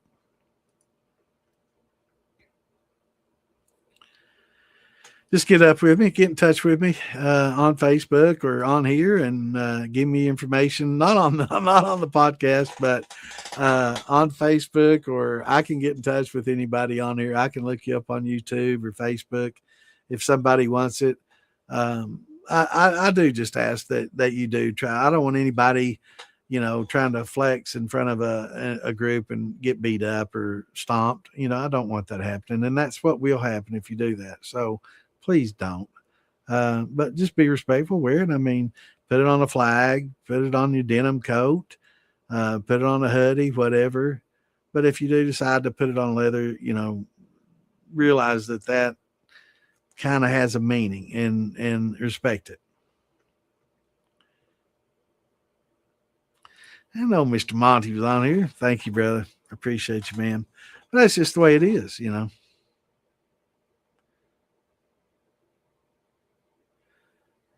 We'll do. All right. Let me write these names down.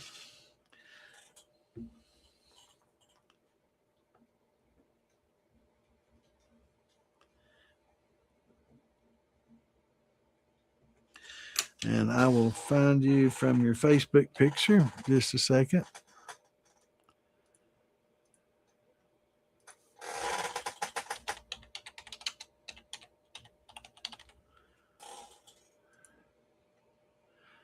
There you are.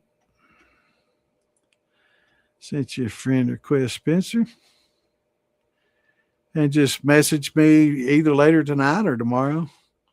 And I can give you, I do PayPal or Zelle. Zelle, for those that don't know, it's a setup. Most of your banks that you have checking accounts with and stuff do Zelle. So ask them. Most of them do, some don't. I think some of the savings and loans might not, but most of your general banks do the Zelle. If not, I've got PayPal. I don't do Cash App and all this other jazz. I've done PayPal forever and Zelle. Both of them are very, very safe. The others, I hate being old fashioned, but I don't trust all this Cash App shit on my phone and Apple Pay and Google Pay and all that. No, it's just too easy hack. I'm just not taking that kind of chance. But I got the old school PayPal and Zelle. And Zelle works really well. I can just give you my phone number or email address and you can pay that way. And it works quite easily. I just say, send me $5. We'll make sure it goes through. It goes through fine. Send me the additional, basically 75 plus 8 shipping. Sometimes shipping is 70, 40 something. I think I sent one out that was today that was 8.15. So I just charged 8. If it's a little over, a little under, it all comes out in the wash. We're talking cents, but so it's $83, shipping and all, and that's insured and confirmation. So I get confirmation that it got delivered in case something, because sometimes shit messes up, and it doesn't get there. I know one person, I'm not going to mention any names, but might be with us, but sent one to them and it was like 3 or 4 weeks. They didn't have it yet. So I'm like, okay. I was one of the first ones I sold. I'm like, I didn't do the confirmation insurance. I'll just send another one out. I'm going to, guarantee it. So I sent that one out and like a few days later, they got the other one. So, mail happens, they tend to blunder some. Yep. Hillbilly. It might have been number 1 or 2. Yeah. It was definitely one of the first ones. There's several with us right now that they got some. They're awesome.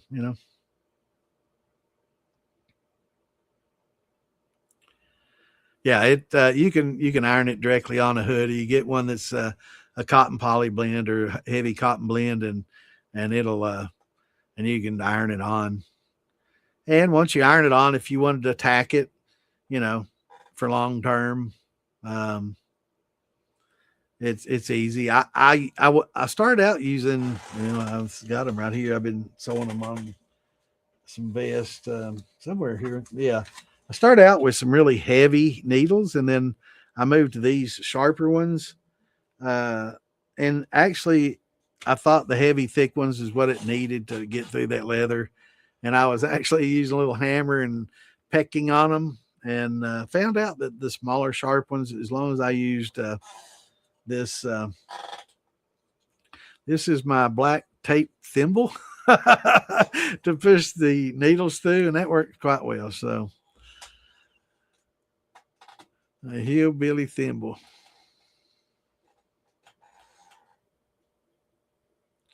Yeah, just wear it responsibly and put it on a flag or something, and put it on the wall. It's a nice patch. It's I'm proud of. I did the artwork. Actually, that's old Phil Billy.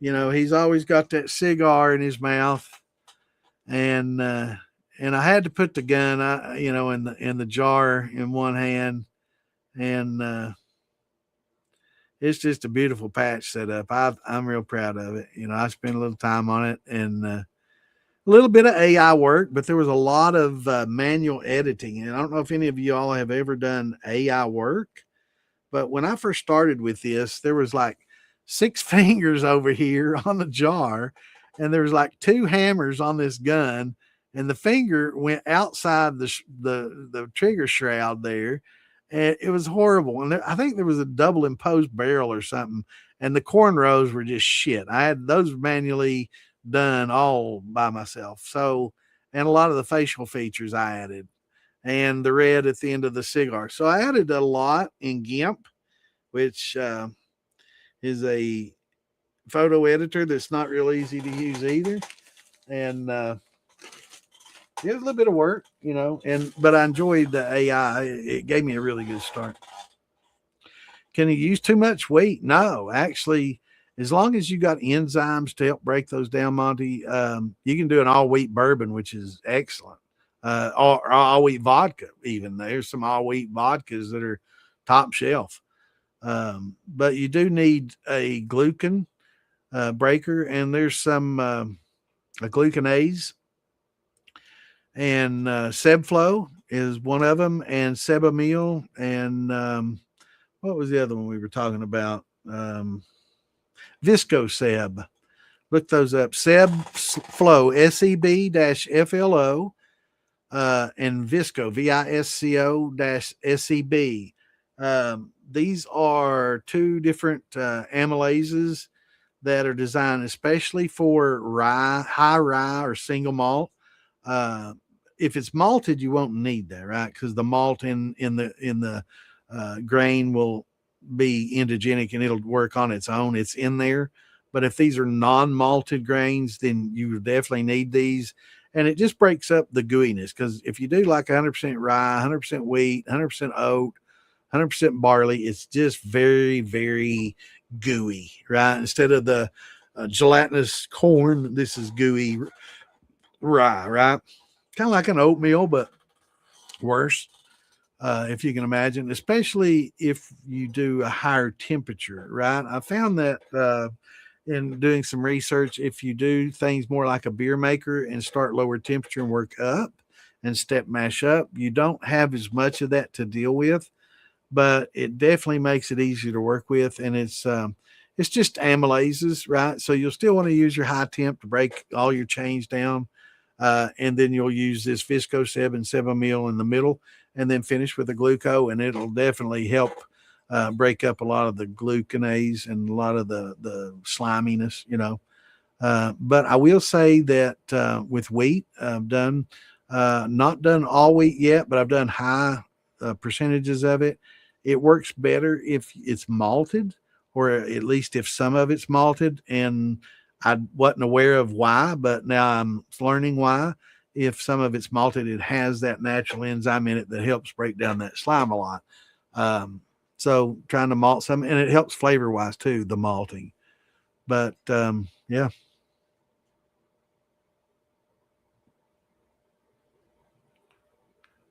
No, he's got our version, Chris.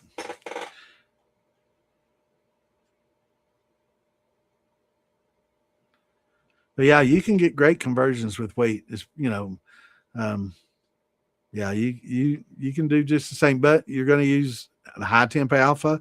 But if you do, you can do a step mash process, which is probably going to be a lot better for like an all wheat, all barley, all rye, and that's starting with lower temperatures and building. Maybe something we can talk about next week, or Tuesday. I'll pull up some information on that, and we can share it and talk about it. I know quite a few beer makers definitely love the, building it up, stopping at 100, resting at 120, resting at 140, protein rest, I can't say it, saccharification rest, which is basically a sugar rest at 140, 50 range. And that's their step process up, right? We start with corn high and work our way down. That's what I was talking about earlier with beer makers.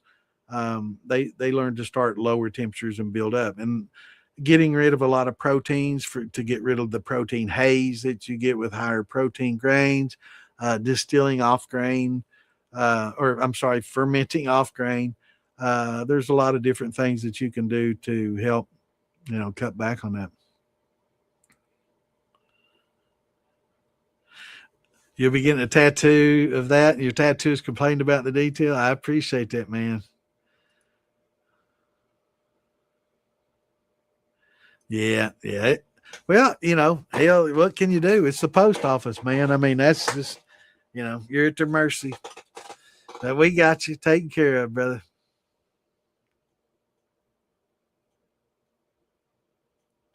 Yeah, the AI is great. But it's also, if you notice with guns, it's always, I think it's just, I'm not wanting to get political, but I think that some of the people that were programming AI weren't real fond of guns. And they kind of, anytime you get that, I've not seen a perfect gun yet. I did love the detail on the militia. The first ones didn't have these right here. The first batch I got, I ordered just 10 just to see what it looked like. And it was not spaced properly. They spaced it based on the lettering. So moonshine was real scrunched up and had this spacing, but militia was spaced real far apart. And it's like, well, that doesn't look right at all. So in order to get the spacing right, I included a AR-15 on each side. And I'll say, if you can see the detail, they actually, when you look at the AR-15, it's almost 3D the way they built up layers of thread to make certain parts of the gun bigger. It's really good work. It is, isn't it, Chris? And everybody that's got them, it's top notch. I mean, just the upper is got double the threading as the lower, so it stands up higher. I mean, you could feel it. If you were a blind man, you could feel that and feel that that's an AR-15. It's really good work. I was super impressed with it. Really, very, very happy with it. And on the main, I mean, the moonshine part's fine, but the main round and the militia with the ARs, that really helped out a lot. As far as spacing wise, it made all the difference in the world because it looked stupid. Moonshine and then militia stretched way out. Actually, I got some behind me here. I don't want to dig through that shit to get them, but yeah, it didn't look good at all.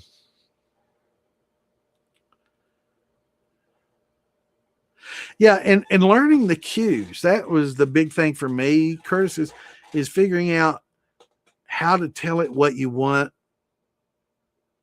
with as few words as you can get by with, right? I think if you use too many words, it confuses it. And if you use too few words, it confuses it. So learning the right cues definitely helps. So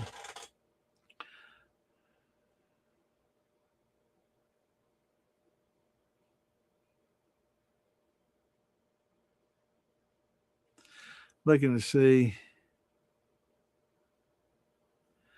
Yeah, Tammy, get up with me. You won't have to pay shipping. I can meet you over there if you want a patch kit. I can meet you somewhere and it'll be free shipping. How about that? No problem, Mitch. Thanks for dropping in, brother. And I guess this is going to be my parting shot. It's 11:30. We went a little over. It's all right. It's Saturday. So I enjoy being here with everybody and having a good time and chatting with y'all.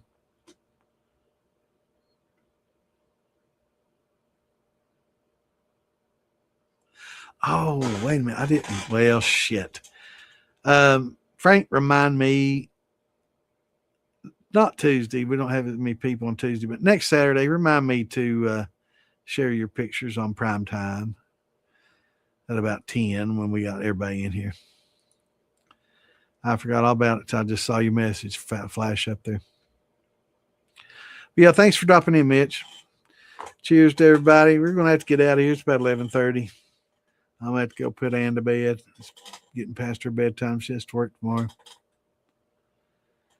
But anyway, thanks everybody for stopping in. Spencer, I will send you my information as soon as the podcast is over, and if you're interested, you can send me that on. Just let me know when you send it, so I can be looking for it. And I want you to send just $5 first. That way, we're sure the Zelle thing goes through. Or if you want to do PayPal, we can do it the same way. I just don't want somebody sending it to some other account, and it's like I can't. There's nothing I can do, right? If you do that, so I want to make sure that I get it first, and that everybody's happy, and everybody gets what they want. Okay, hey Tammy, sounds good.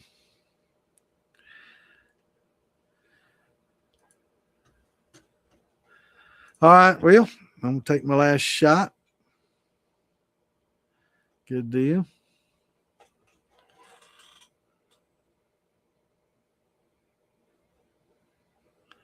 So you can engrave them in aluminum. That's awesome, Matt. As long as you don't resell it, you can do whatever you want. As long as you don't, like if you want to do a 3D art thing and have it on your wall at home for just you and all that, as long as you don't reproduce it to try to sell it, I don't care, man. You can fill your walls with it. Just don't try to reproduce it and sell it, brother. That's all I ask. But yeah, I will. Let's see, Matt. Let me see if I can find you on YouTube. Are you in? Let me check and see if you're in the militia. It's hard for me to remember. We got a couple thousand members, and it's.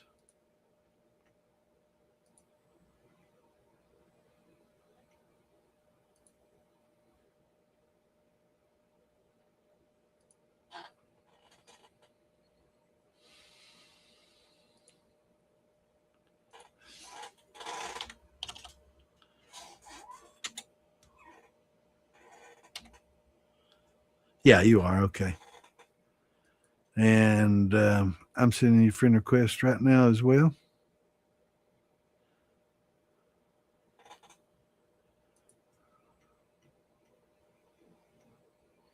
Yeah, it is. It's top notch. It is top notch quality. You definitely won't be disappointed in it. Um, once I did do all the ordering stuff, though, I realized that I could probably cut $10-20 off the patches if I would have eliminated a color or two. But really, when you look at them, they needed the color separation. It really makes it. So I think it's worth it in the long run. Maybe the $10 red spot at the end of the cigar might have been a bit much, but I think the rest of the colors really 1, 2, 3, 4, 5, 6, 7 color, maybe eight color. Yeah, let's see. 1, 2, 3, 4, 5,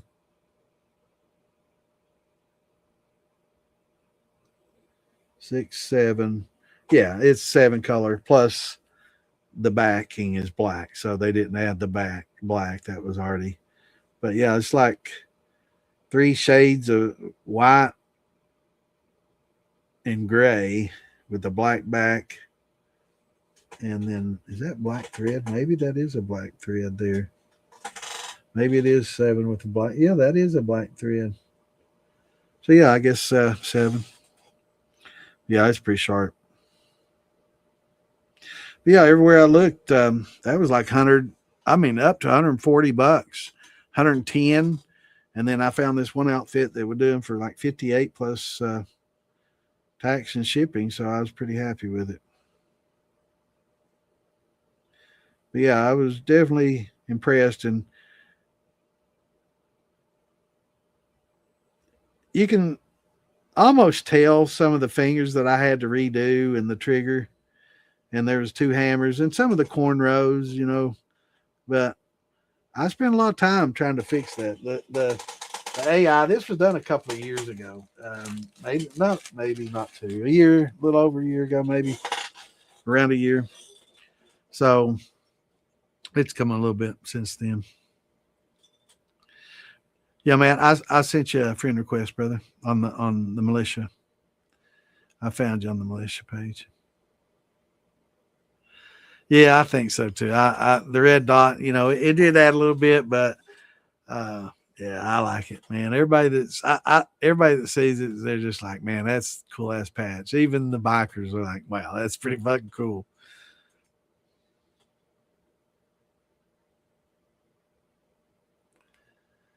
Appreciate you, Coach. Thank you, brother. I'm actually going to do some shirts as well. And you can put this on a flag. You can put these on flags. I don't know that if I will, but I might. I might do a flag. I'm definitely going to do some T-shirts and put maybe the small logo on the front like that, and then the bigger one on the back.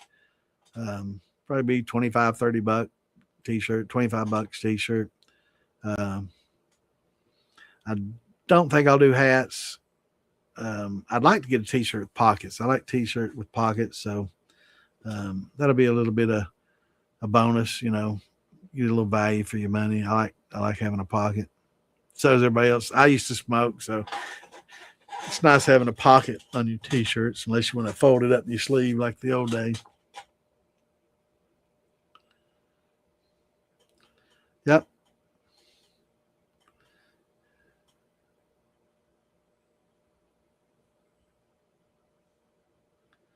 All right, y'all. Yep. Here's to you.